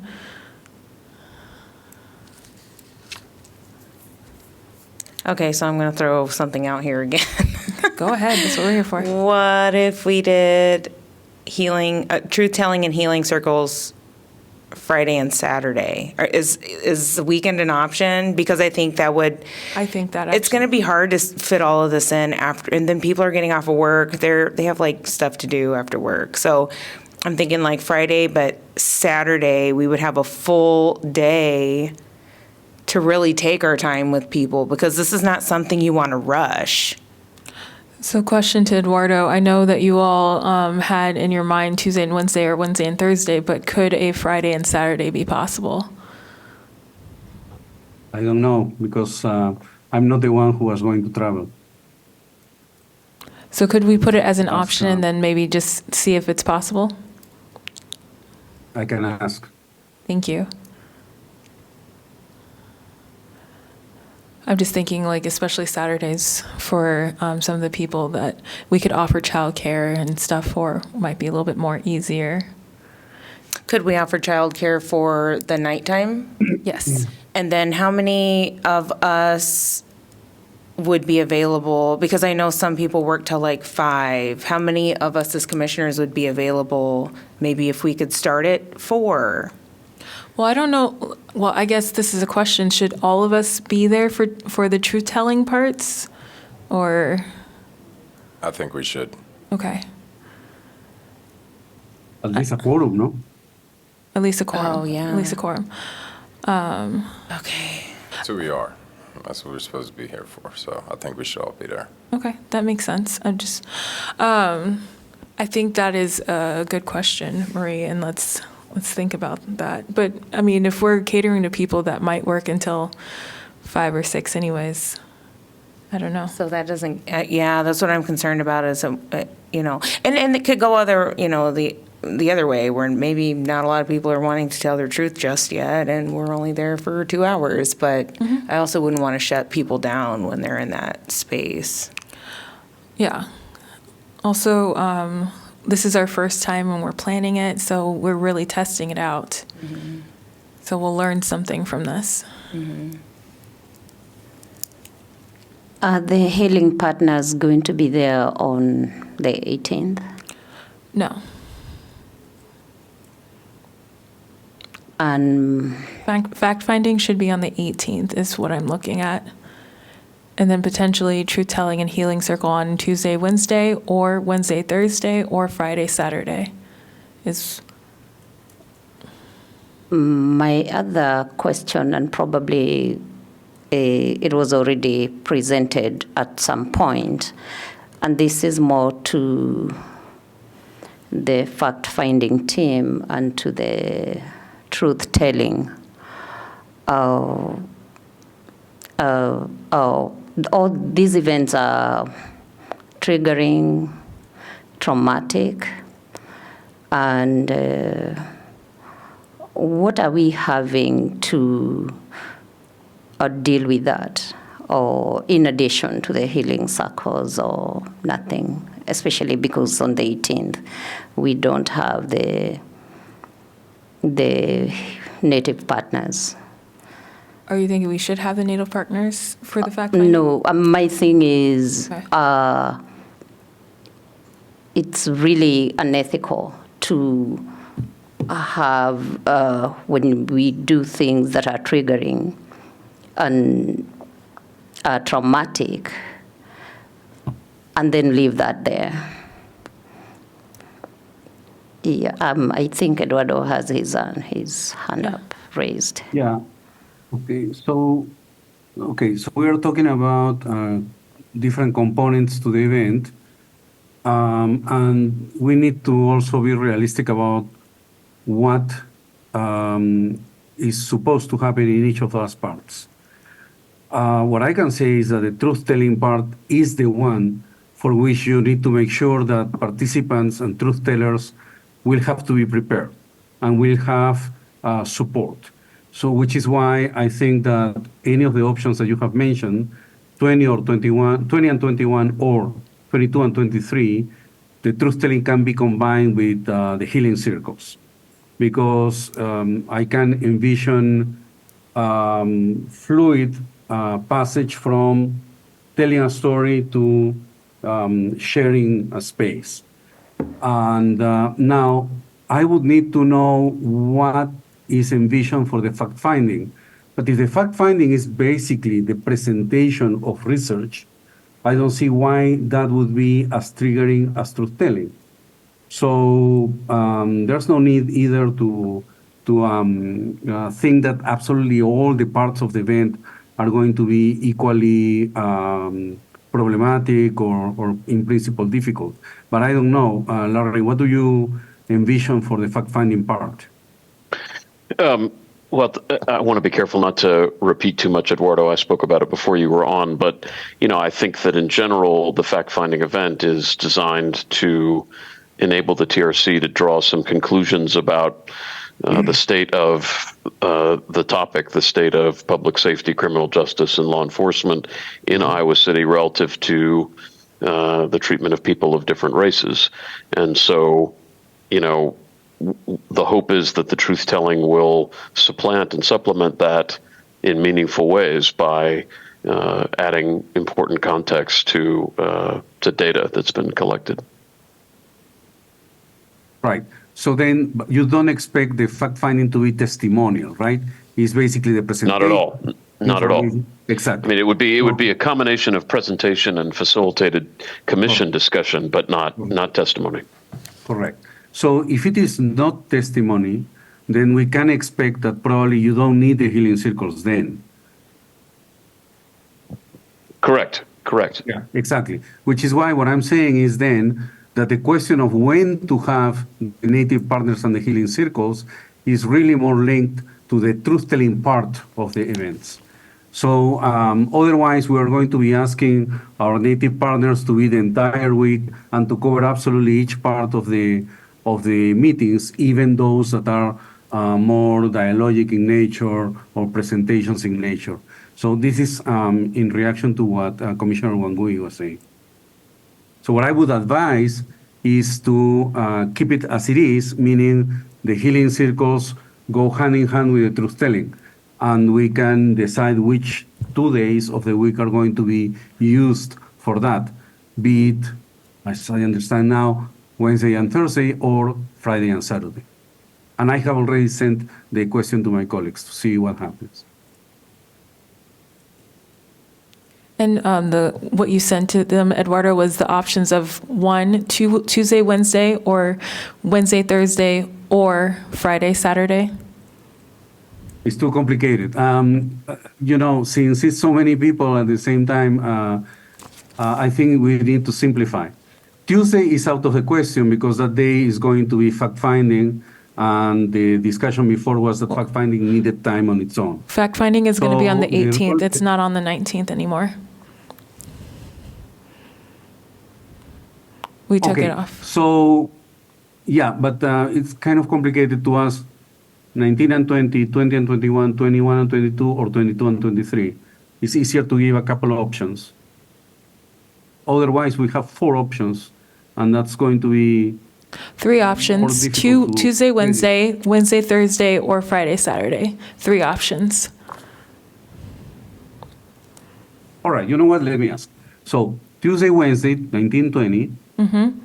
Or the Tuesday, 20. Thursday, 2021. Or 22 and 23. Friday, Saturday. With preference to the Friday, Saturday. What do you prefer? Exactly, that's the point. You prefer 22nd and 23rd? Yes. But if those can't work, then we are open to those other days. Yeah, let's ask that. Thank you so much. All right. Sure.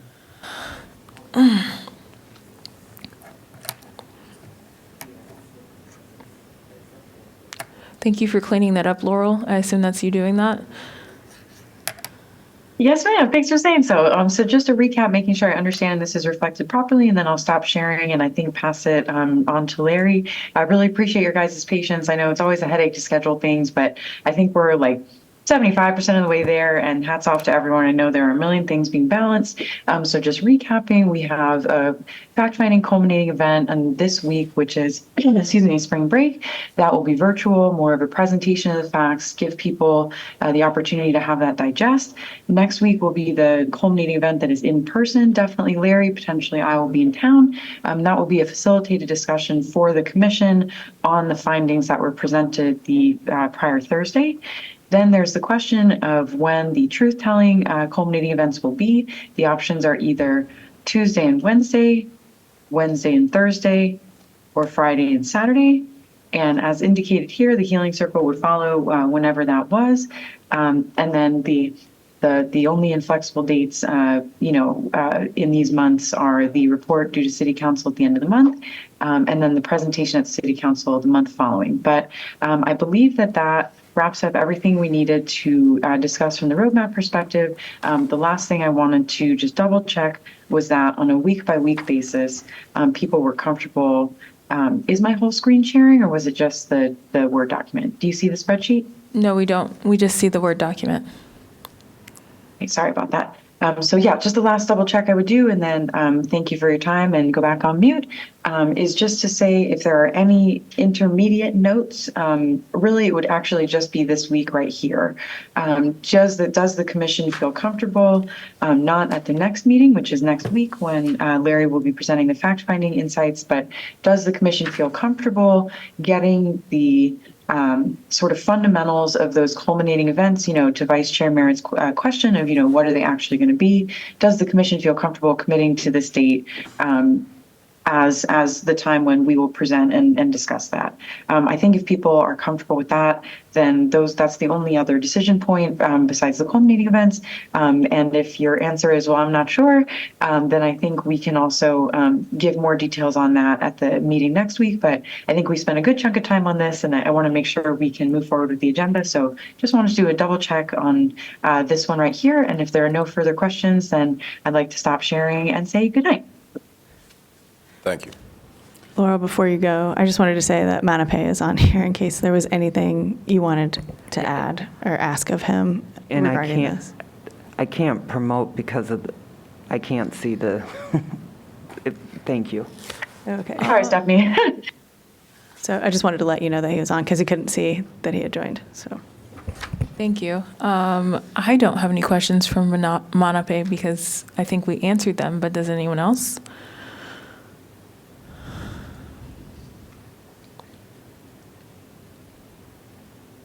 My question is to Stephanie. The Excel sheet, the hard copy.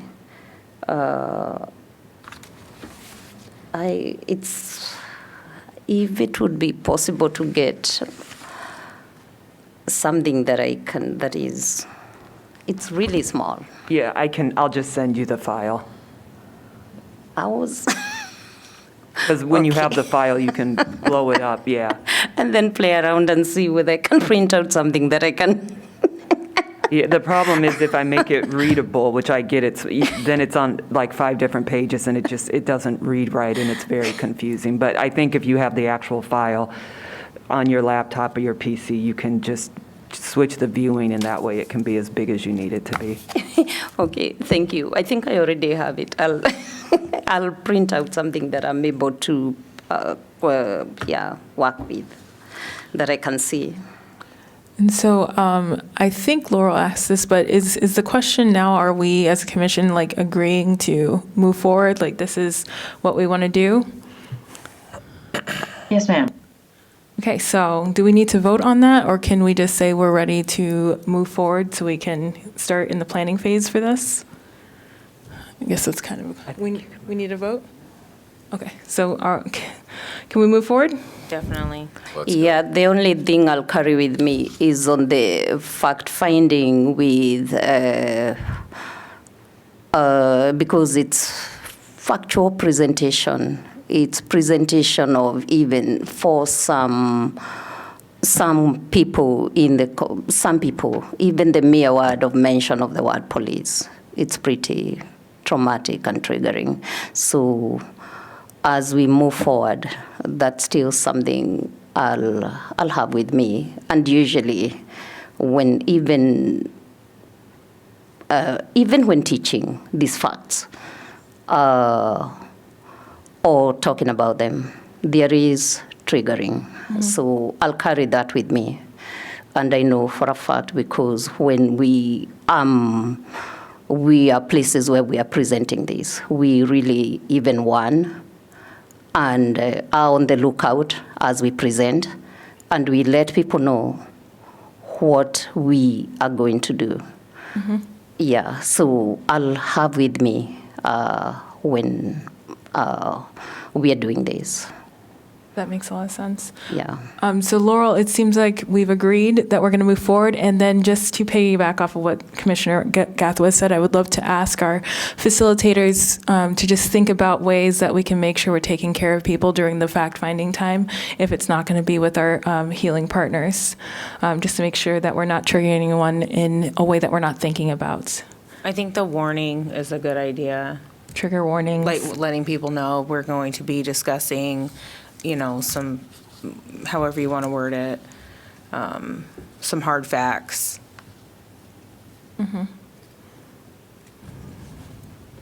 Absolutely. Yeah, that's a really important thing to keep in mind, and we definitely. I also wanted to just add that we do have mobile crisis counselors in our community, and we could certainly reach out to them. So that has kind of been in the background of like if we need folks. I know Commissioner Merritt had brought up that we will have local people that have been attending the healing circles, and that's great. And also, I don't know if that would necessarily be like a great first opportunity to utilize those skills when we have Native partners and local crisis counselors that can have that experience and be right there. So we can definitely put that list together. Yes, and together with the warning, just letting the attendees let them know, and even ask the crisis counselors who are there. Just let the attendees know too, for them to raise their hands, and also they know their work. They will also be watching out for that. Thank you very much. Absolutely. I have attended community meetings where crisis counselors are present, and they usually identify themselves ahead of time and have a space where they can go to that's separate, and people know they can just they can literally walk over to that space. So when we're planning that event, it's just something that we should think about for space needs, is that we have, a separate room that people can gather that's away, which can be done in many different fashions, but just something to put out there. Thank you. Is there any other discussion on the roadmap portion, or are we ready to move on? I did see someone in the online community would like to comment on what we just spoke of. If you'd like to raise your hand again, we'll promote you. Allow them to talk if they're not a facilitator. Oh, I meant allowed to talk, sorry. Okay, well then we will move on. Larry said that we do not need to talk about fact-finding, correct? Larry? Yeah, Commissioners, just real briefly, thank you for those who I've met with individually, and I'll see Commissioners Krebs and Simmons next week, and I look forward to facilitating more robustly with you all on the 1st. Awesome, thank you. We have True Telling on here. I didn't know if, Eduardo, you had anything specific you wanted to check in about for next steps for Phase 2? No, we have, as you remember, we have presented a protocol on traumatic informed treatment for truth tellers. That is going to be very useful going ahead. And the other thing is that we are now working on envisioning the truth-telling part of the event, and so to prepare a protocol on public hearings and public activities of the Commission that we will present to you. Awesome. And Eduardo, do you think that we would be able to see that by the middle of February? Yes, it's according to the roadmap is for February 15. Okay, that's what that is. Perfect. Thank you. I'll move on and jump into agenda item 7D, request for additional funds for City Council.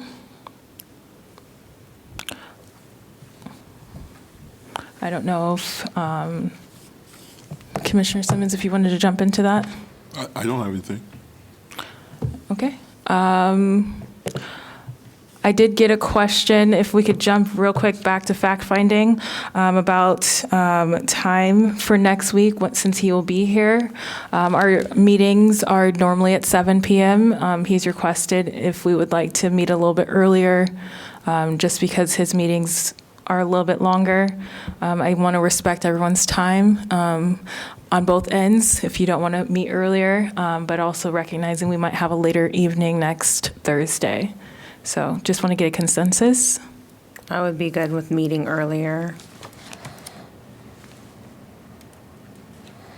Does 5 o'clock work or 6 o'clock? 5 works for me. 5 works for you. What do you? I can do 5. I'm good with either time, 5, 6, whatever works best for most of us. I know Commissioner Merritt gets out at 5, so if we did start at 5, we'd be starting a little bit later. Can we do 5:30? 5:30. Give her some time to get here. Does that work, Stephanie Redmond, for the space to be here? Yeah, I believe that I have it reserved it from 5, starting at 5, so. Okay. Commissioner Simmons, Novus, any concerns or issues? I have no comments. No comments? Okay. No comments. Okay, so 5:30 next week. Sounds like a plan. We'll do 5:30 next week. Going back to agenda item 7D, we talked a few weeks ago about requesting additional funds. We don't have any further discussion now, but I did want to point out we are looking into, and one commissioner, I believe Commissioner Novus, did request that we look into hiring someone. So I have been working with our facilitators to just discuss what that could look like. If you would like to join that discussion, please talk to me afterwards and we can figure out what that could look like together. If there's no one else that wants to talk about that, we can talk about more general items for. I don't understand the statement that you just made. Could you explain more about hiring someone? Yes. So last meeting, there was a mention that what if, since people were a little alarmed about how much work it's going to be, why don't we look into hiring another individual, another individual to help us do the work in this last half of the year. I'm not saying that we're going to do this, just looking into the possibilities of what that could look like with our facilitators to alleviate some of the work that could go on after we do this first test in the first quarter. So I just wanted to let everyone know that's what I was looking at and being open and transparent about that. I'm sorry, I still need a little bit more clarification. So once we go through this first part of when we do this in May, what do you foresee the rest of the steps being as far as things that we would need to do for what would you see the timeline be for the remainder of the year for us? So as we talked about, this is the first try, and I imagined, and I believe we've talked about that we would be repeating the process over the rest of the year. We're only doing one topic right now. We're doing public safety and police force for this first one. We have several other topics that we said we wanted to try out. So we wanted to do listening posts. We wanted to be involved in other community events, make sure that we're there. It was made very clear that we all have work and things to do, and we don't have enough time to spread ourselves thin. So it was suggested that maybe we should look into hiring someone that can help us out with that work. The suggestion is originally there was a suggestion to hire a point person at the city and maybe using that description to move forward and see if that's possible. So just a suggestion, not something that we would definitely do unless we all agree to it, but just a thought process. So And I moved forward because this is something that was talked about extensively, just about the timing, how much time it takes for us to be a part of this in our last meeting. So trying to think about the commitment that all of us are giving to this commission. And you believe that we need the rest of the year in order to complete our mission? I mean, I think so. What do you all think? I mean, we have the rest of the year. I think we should do as many events and things that are necessary for the community as we all collectively deem that we should. I mean, we're only going to, like, I wouldn't want to stop at the first one, at the trial. But again, that's just my view of it. So once the consultants' contracts are up, we are doing all of this on our own. When you say we're doing all of this, what is this?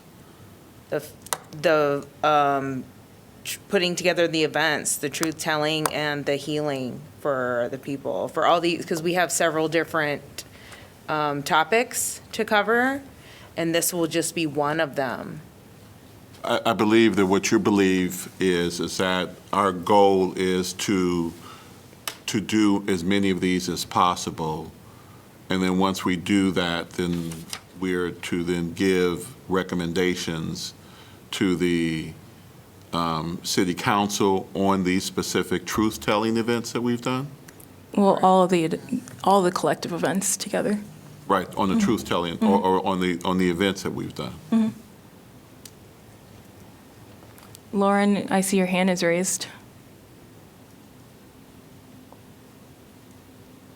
Okay, so, I mean, kind of picking up on what Chad was saying about how there is a recommendation that we need to get to the city.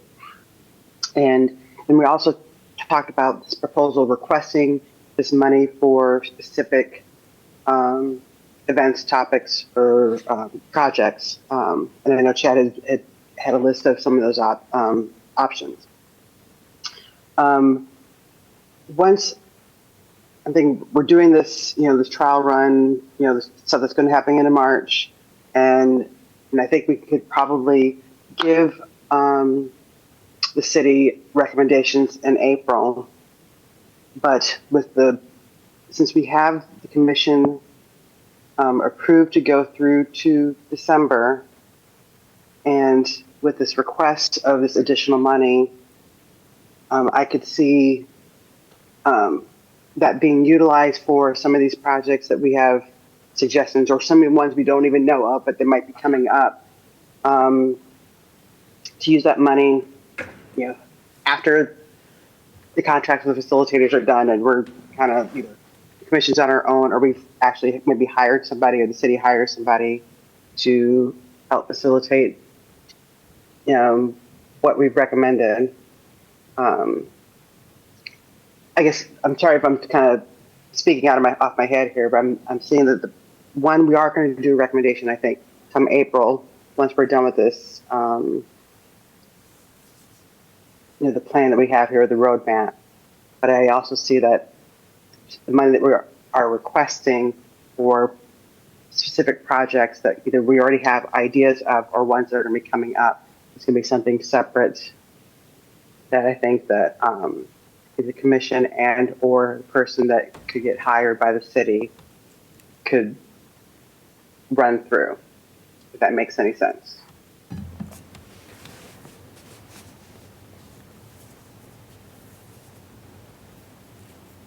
I'm done. Thank you, Lauren. I would agree. I never, and I'm more than willing to have more discussion about this. There was a period of time where we had 2 years or so, in essence, to go through this process and to provide the information. That was the 2 years. That came and gone. Then we were given a very short period of time because the charter was going to end at a certain time, to go through this marathon experience that we were going to go through. It seems that when we got to that place, it was less about the specific topics The topics were used as examples of how to solve certain problems. It was more about creating a system in place, which which was what the training went through, in essence, to us to say that this is something that should be used and should be a part of the recommendation. We went through the first part, it was supposed to be training, and then the second part was supposed to be the experiential of actually doing it. I'm struggling with why we would want to, considering that we know that this is a long-term process, why we would want to continue for the rest of the year doing this versus maybe doing it one more time so we feel comfortable with the model, and then preparing our recommendations for the city council that would include them making sure that this is done from a long-term perspective. When you talk about systemic changes that need to happen, systems beat and compete against systems. People really don't compete against systems. When they do, people traditionally lose. And so my thought is that within this short period of time, there's not going to be a lot that we're going to be able to get out to allow the system to be changed, altered, or adjusted, or even for it to be, for people to even get around it. So I understand everything up to March, and then if you say we want to do it again, I could understand that. But where I'm struggling is, why would we want to keep doing this when we know, or at least believe, that we need a more permanent structure for these type of things to be able to happen, for there to be true change to happen in the system? I just want to make sure I understand correctly. So you're proposing that this year would be securing a concrete model for what our work?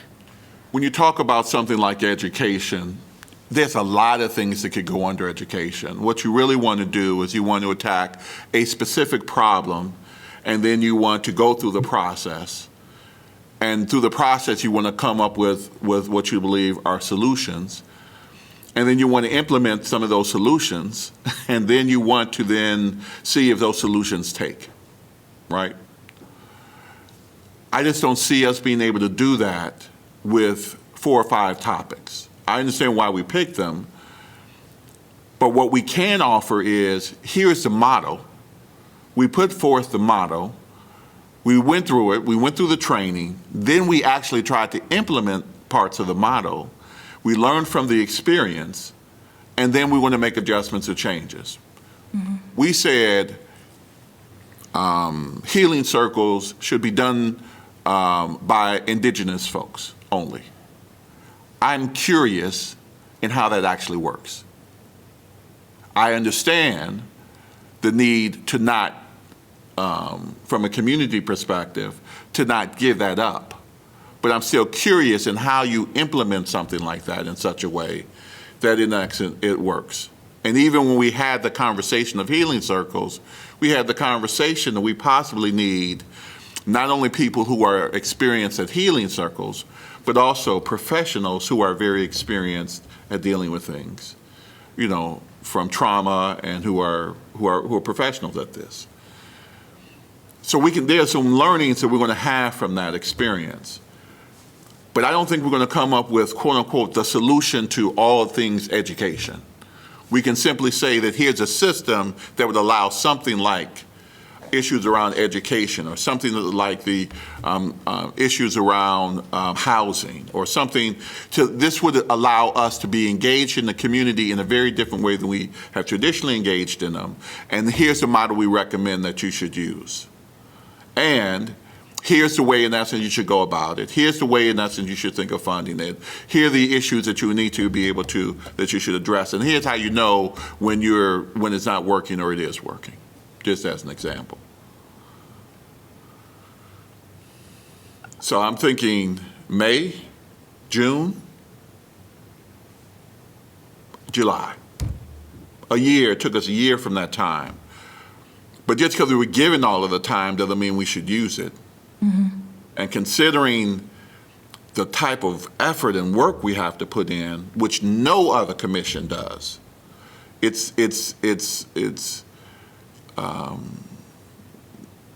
hurting ourselves. And I struggle with that. I think it's, all of that is valid. Yeah, I think I agree with everything you're saying. The only thing that I push back on is that I think we need to test it out a little bit more. I think you're right that we need to show them, we need to get to that conclusion, but I think we are in an unfortunate spot where we need to show a little bit more. So if we take this now more condensed model and try it out, I mean, I wouldn't ever try to sell a model unless trying it at least 3 times, and test it out this first quarter, test it out again in May, gives us enough time to plan that, test it again by the end of August, and then give that report and have at least 3-4 months to go do a tour, talk to everyone, tell them what we found, showcase that. And then those recommendations are like, we need to make this permanent. And that's a 2025 charter. I agree. I mean, can I say something? Of course. Oh, sorry. I just want to say that I really like what Chad is saying because it basically empowers myself to speak up as well. Like, I feel like we're not doing what the people want. We're doing like what the people we hired want. And like, I feel like I haven't had much of a voice in figuring out like or like the Native community hasn't had much of a voice in like this process of like finding these 4 or 5 things that we're tasked. I don't know. Like Chad was saying, like, it's not just about these things. Like that's the one thing I do appreciate is like these healing circles is how we find out the things. And then like having conversations like I had this morning with like Larry and Laurel, I believe, like where I'm providing a context for another community that has been doing good work with their police department, which is pretty rare in the US, and like how we might want to like start recommending things like that here. So like maybe we can have that conversation with our community. And I don't know, I don't know. I feel very confused as well. Like there's just all these things we have to do. And it's very mountainous, if you will. And after it's like we go through all this, like it feels like we're just basically doing like colonial work, you know, like we're just doing busy work, and then we're paying a lot of people to do like a lot of money, like and the money's just getting funneled into something, but like it's not going into the community to where people actually need it. So I just feel like in the end, like I don't think this is truly doing what it's supposed to do, which is, you know, I would say reparations and you know, real healing justice work. Like it just feels like it's meant for this like space that kind of exists in like the ether, if that makes sense. So I don't know. I might be a little bit lofty in what I'm talking about, but I mean, I'm just trying to explain where I just kind of come to these meetings lately and just listen because I just kind of feel like I've given up. My personal opinion, Can you put the mic? Eduardo has his hand up. Go ahead. You can speak first and then Eduardo. All right. My personal opinion is I think we should definitely do it a few times to test it out. I feel like it makes a lot more sense.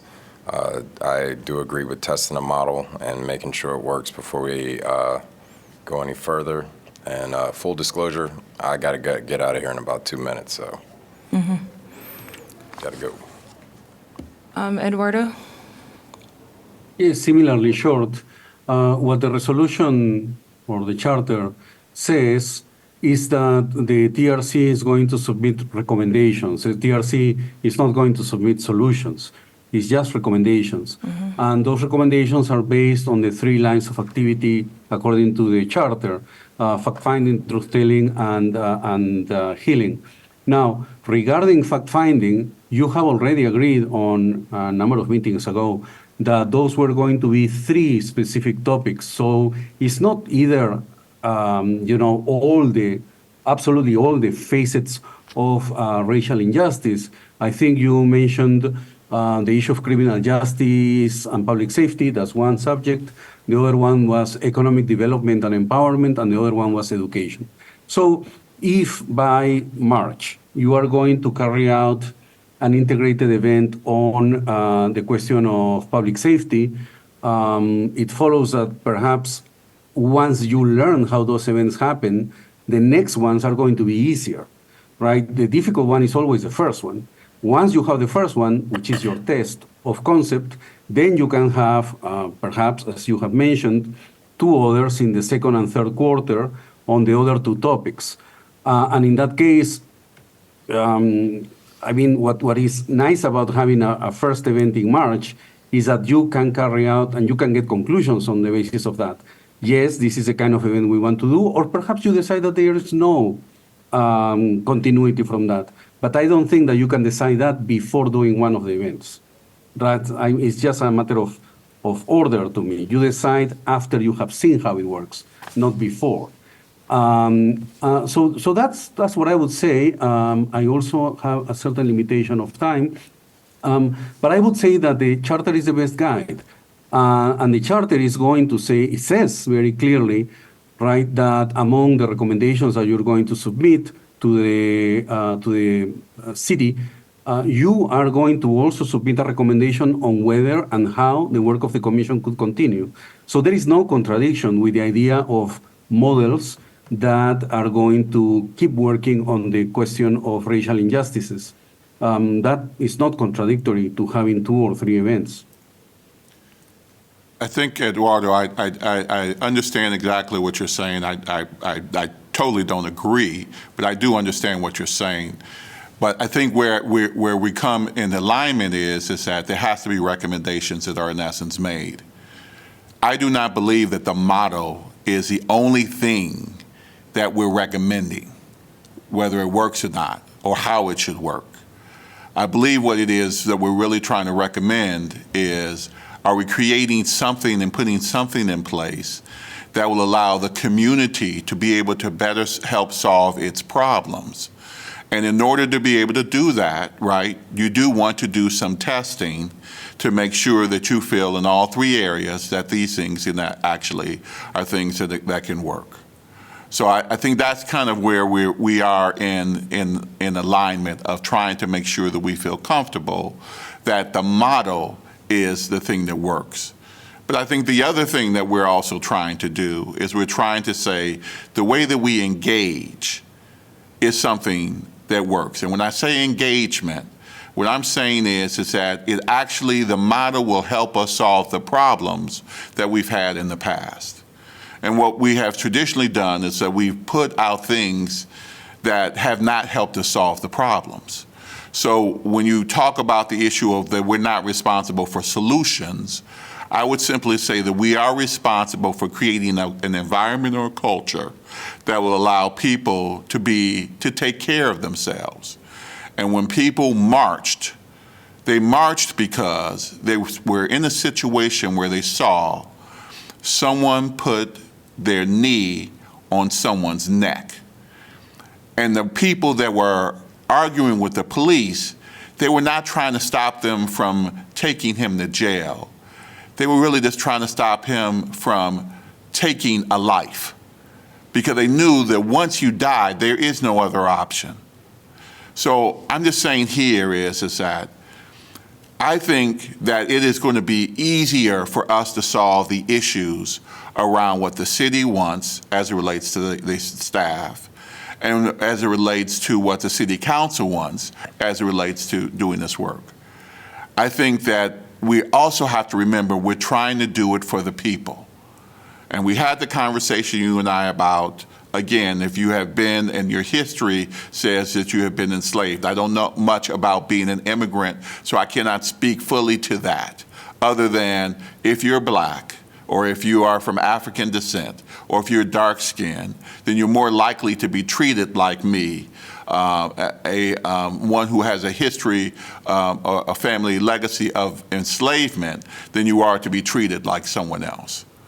That's the only thing I can really say for sure. But what I am saying is that we've done enough of trying to appease people about feeling good about the bad situation that they're in, that there has to be a point where we have to allow people to come up with solutions to address the true problems that exist. It has to be a part of the recommendation. And if it isn't a part of the recommendation, then what are we doing here?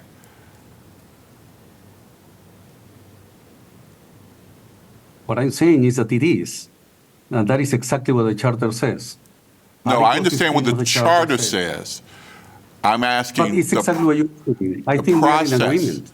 What I'm saying is the process about the system does not fully address the issues, and that's why the solutions, or at least examples of solutions that show some type of success, are important to the process of the recommendations that are given. Yeah. Yeah, so basically what we're talking about is that in order to respond to well-seated, historical, systemic issues of racism, you really need to envision a deeply transformative process. So what the charter literally says is that the recommendations to the city include opportunities to create new social practices, expectations, protocols, habits, rituals that will move Iowa City toward a shared experience of race and difference, justice, and equity, and community and harmony. That's incredibly, incredibly ambitious. And so I do think that that is where everyone in the commission is in agreement, which is why they serve. Now, the question is, of course, how to get there. And the only discussion here was whether it would be prudent to test the events more than once to see whether this is recommendable. And I think happen to believe that perhaps this is something that should be responded after the event and not before. I just realized why I'm frustrated. I just wanted to say, so, because I'm not trying to like poo-poo on anything, right? Like, I'm just trying to figure out like why I'm so frustrated with this process, right? Well, firstly, the city, screwed us over for a long time. And then, then we paid a lot of money for all these things to happen. But now we're doing all this stuff when we thought like that the facilitators were going to do it and that somebody was going to be hired to do all that stuff. And like that changed over time. So now here we are with this like huge plate, and then also like I feel like the whole process of like fact finding and like talking with the community has been complicated, like by a colonial process where like, again, it's made to feel like, oh, we can't do this without these facilitators. We can't do this without all of this money. When essentially I do this every single day in my work, in my community, like just by hanging out with my people. Like, I guess I feel like we should have just been like chilling with our people, hanging out with them, having events. Like the work we do at Great Plains Action Society is exactly that. Like we host event after event after event, after rally, after protest, after like, I mean, just programs, campaigns, like just all sorts of stuff. Like, and it's all about our community and finding out like what they need and how we can help. Right. Mm-hmm. And like, it just feels like it's so disconnected from that. Like, this is so disconnected from like what we should have been doing this whole entire time. And we could have just done it for free, like, well, not for free. Like we could have had a budget and just hosted some like, meals with our communities and like some healing circles and just, I don't know. It just feels like the process is really full of red tape and bureaucracy. And that's really making me angry. That's what I wanted to say. Mm-hmm. But, that's that. I mean, I'm done speaking. I'm not trying to like push against anything. I'm not asking for any resolutions. I'm not trying to say don't do this. Like, please continue with what is going on. Like, it's great. Like, whatever it is you're doing, great. I'm just saying this is where I realize why I'm always like kind of like confused. It's not grassroots work. It's just not. I think that's my problem. So, anyways, thank you for letting me voice that. I just think it's important that this is on the record, just so people can understand like how this process came together and how we have like two different like kind of systems kind of trying to merge, but they're really not. Yep. Eduardo? Yes, indeed. Actually, I also agree with that. Meaning, and again, going back to what the commission is. So, of course, social justice activists are already doing this in their communities. The idea of the TRC, if we understand correctly this idea, this is how I read it, is to do it together. It's an invitation to do together what we do well and in an excellent way separately. So that is why it's so difficult, because obviously we know how to do it on our own. The question is how to do it together. The other important thing here is that this discussion comes because you guys are discussing the possibility of actually having a budget so that you hire people to help do it. So you are not physically doing it yourselves, right? That is the point. The other question is, what was the role of the facilitators? Well, actually prepare you to be able to do all this. That is why you are not thinking of extending the role of the facilitators. Again, as the resolution says, the facilitators serve at your pleasure. You decide when to stop. And no one has said that this should continue. So indeed, I think that everybody agrees, right, that this is not work that people in the commission should be doing physically on their own, right? And obviously that is why people are saying we will need additional budget from the city, which, by the way, the resolution also separated. It allocated about $1 million, right, for having the staff, the people, the capacity, the resources to actually do this in a way that is not abusive of your time.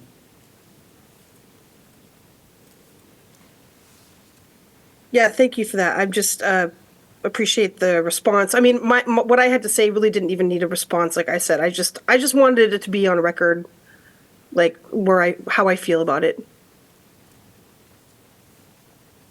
I think Sakawas, that's why things like truth-telling was so important. I think that's why the event was so important, because it created an environment where things like this, in essence, can happen on a regular basis. That's why I'm an advocate. Oh, you mean truth-giving? Truth-giving, thank you. Not truth-telling. Truth-giving. Yeah. Truth-giving. Yeah, and then I think it kind of hit the nail on the head just now when Eduardo said, like, social justice activists. Like, yeah, there's just those of us in here that, like, are working at a real grassroots level, and it's just, like, this is almost like, I can't seem to, like, understand this. And I appreciate Chad and the work Chad's been doing and the way he talks about it. I feel like he's getting to that point more succinctly than I am.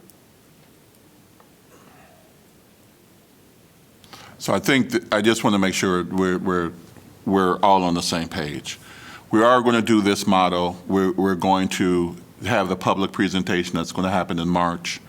Then after that, we're going to learn from the experience. We're going to make adjustments and changes, and then we're going to try to do the model a couple of more times. As of right now, unless we decide after March that we don't want to do it anymore, or we want to do something completely different, or it's too much, or whatever we decide collectively, I think we just need to try this first one and see what happens. It's kind of how I see it. I'm confused at where the disagreement really lies. What I'm hearing is what I think has always happened from the beginning is just a difference in opinion of what the purpose of our commission is to a piece of it. And so I don't think anyone's wrong. I don't think anyone's right. I think it is why we all came together and how we joined the commission. So I think that's what I'm hearing. How I view the commission is obviously different than some of my fellow commissioners, but I do agree that we all want the same thing in the end. So Sounds like we're all in agreement, right? I guess. Not really. Not really. That's where I'm confused. Where's the disagreement? I think here's where I believe the disagreement was. or is. When we started at the very beginning, it seemed to be very clear. We needed consultants to be able to help us go through the process to get work done. That's why we didn't do things at Diversity Market and everything like that the whole time. Yeah. There were some challenges that happened, right? Things didn't go well, which is normal through any group that goes through that. So this is not unusual or uncomfortable. But as time goes by, then the sting of the thing that got us started also fades. You with me? Yes. And so we continued on the path as if nothing changed, and we will continue to do that exact same work. And we were extended and given more time to do the exact same work. So instead of our charter ending when it initially was supposed to end, it was then moved, and then I think it was moved again, right?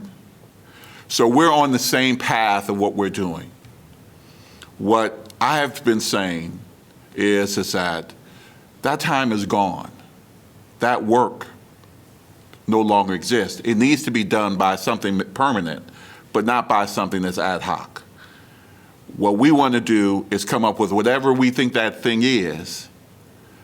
We want to test it out, and then we want to go to the city council and say, this is the system that we believe that will work.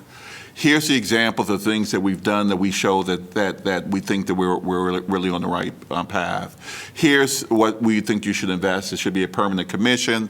It should be different from what work is being done from the Human Rights Commission. And here's kind of what we believe the mandate is. You, OY City Council,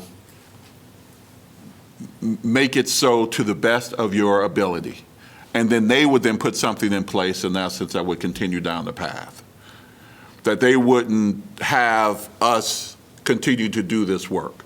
Many people believe, city councils believe, that we could give them the recommendation tomorrow and they'd be ready to move on. So I just think that if we're stuck in the same situation that we have to do all of this work that we're doing, and the fatigue that in essence has gone through, that now everyone is just getting tight and tired. So that's where I think that there is this pull and push. Do we go ahead and do exactly the way that it was intended to be done at the very beginning, or do we pivot and make a change, still provide information to them, but force the city council to do something, give them an option that's different than the option of it being done by an ad hoc committee? So that's where there's a struggle.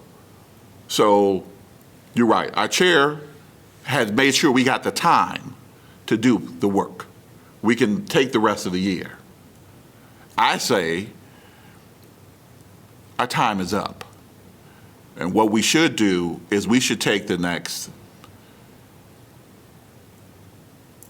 5 months, and not only should we do the testing, but what we also should do is we should come up with our recommendations.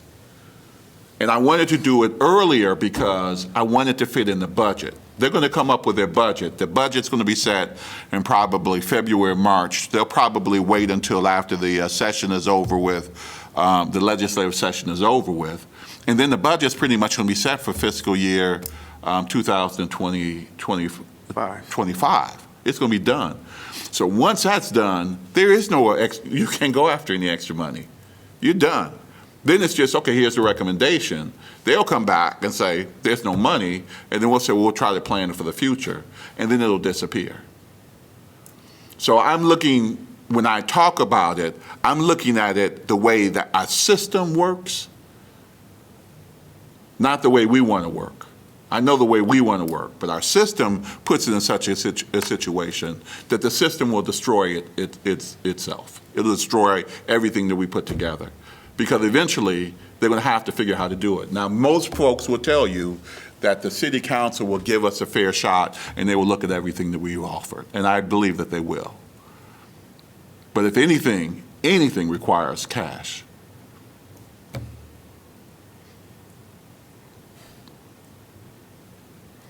Okay. So I don't think we're going to be able to get over that now.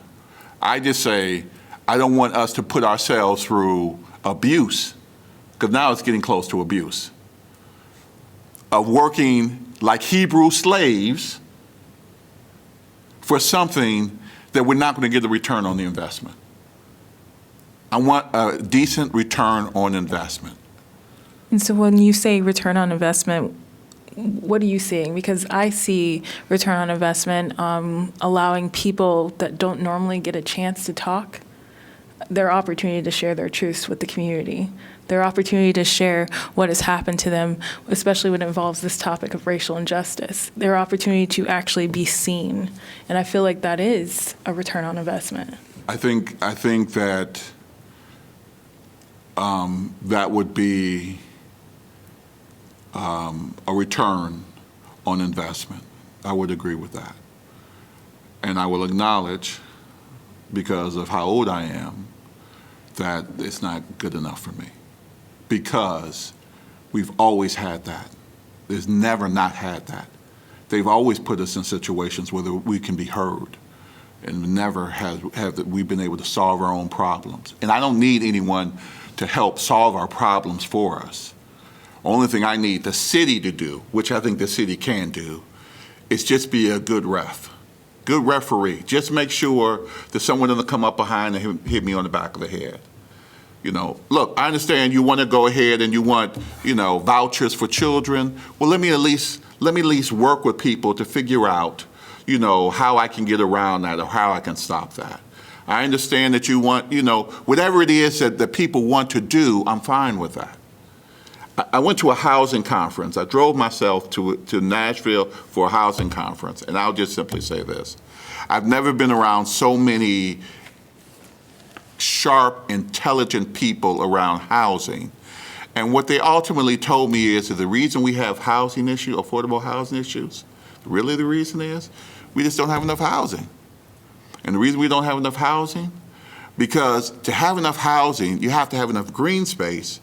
And if you have enough green space, you have to build brand new housing, not buy existing. You have to build brand new housing. And when I talk to these folks, most of us don't know how to even do that. We don't have the skill set. We don't know how to do that. And so I can't deal with housing unless I can deal with building housing. So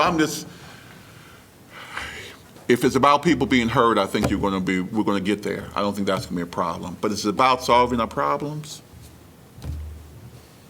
I think that's where I'm saying when I joined this commission, I was all about letting people get heard, as it said, as Eduardo, solving people's problems. I might not have the age as you just mentioned, but I'm old. I get you. Thank God for that. But I'm just saying I don't know if I've ever believed that we would be able to fully solve any problems. But I do know the power of people having an opportunity to share their story and what that can do for someone individually and possibly systemically. But it is a start, and it's something that hasn't fully happened here. So. Chair, and I think Stephanie, are we able to continue without quorum, in-person quorum, or? I mean, okay. I didn't know if we couldn't. I think Remit's going to go try to catch Cliff. Well, can we just end, or? Is there no longer quorum? Okay. We're going to pause. Okay. I'm sorry, I have to leave. It's about 11 p.m. here, and I have been. Have a good night, running Eduardo. from Thank work you. in and out. Thanks for I still need to joining. continue with. No, thank you for the fascinating conversation. It's really, really always an experience to hear and learn. Thank you, Eduardo. It's always great to see you, even if it's on Zoom. So I'm really looking forward to you being here in person. Yeah, thank you.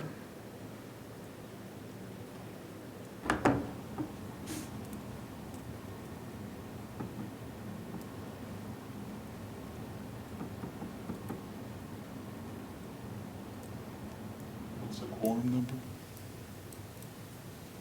There are not 5 of us, or there have to be 5 in person? 5 in person.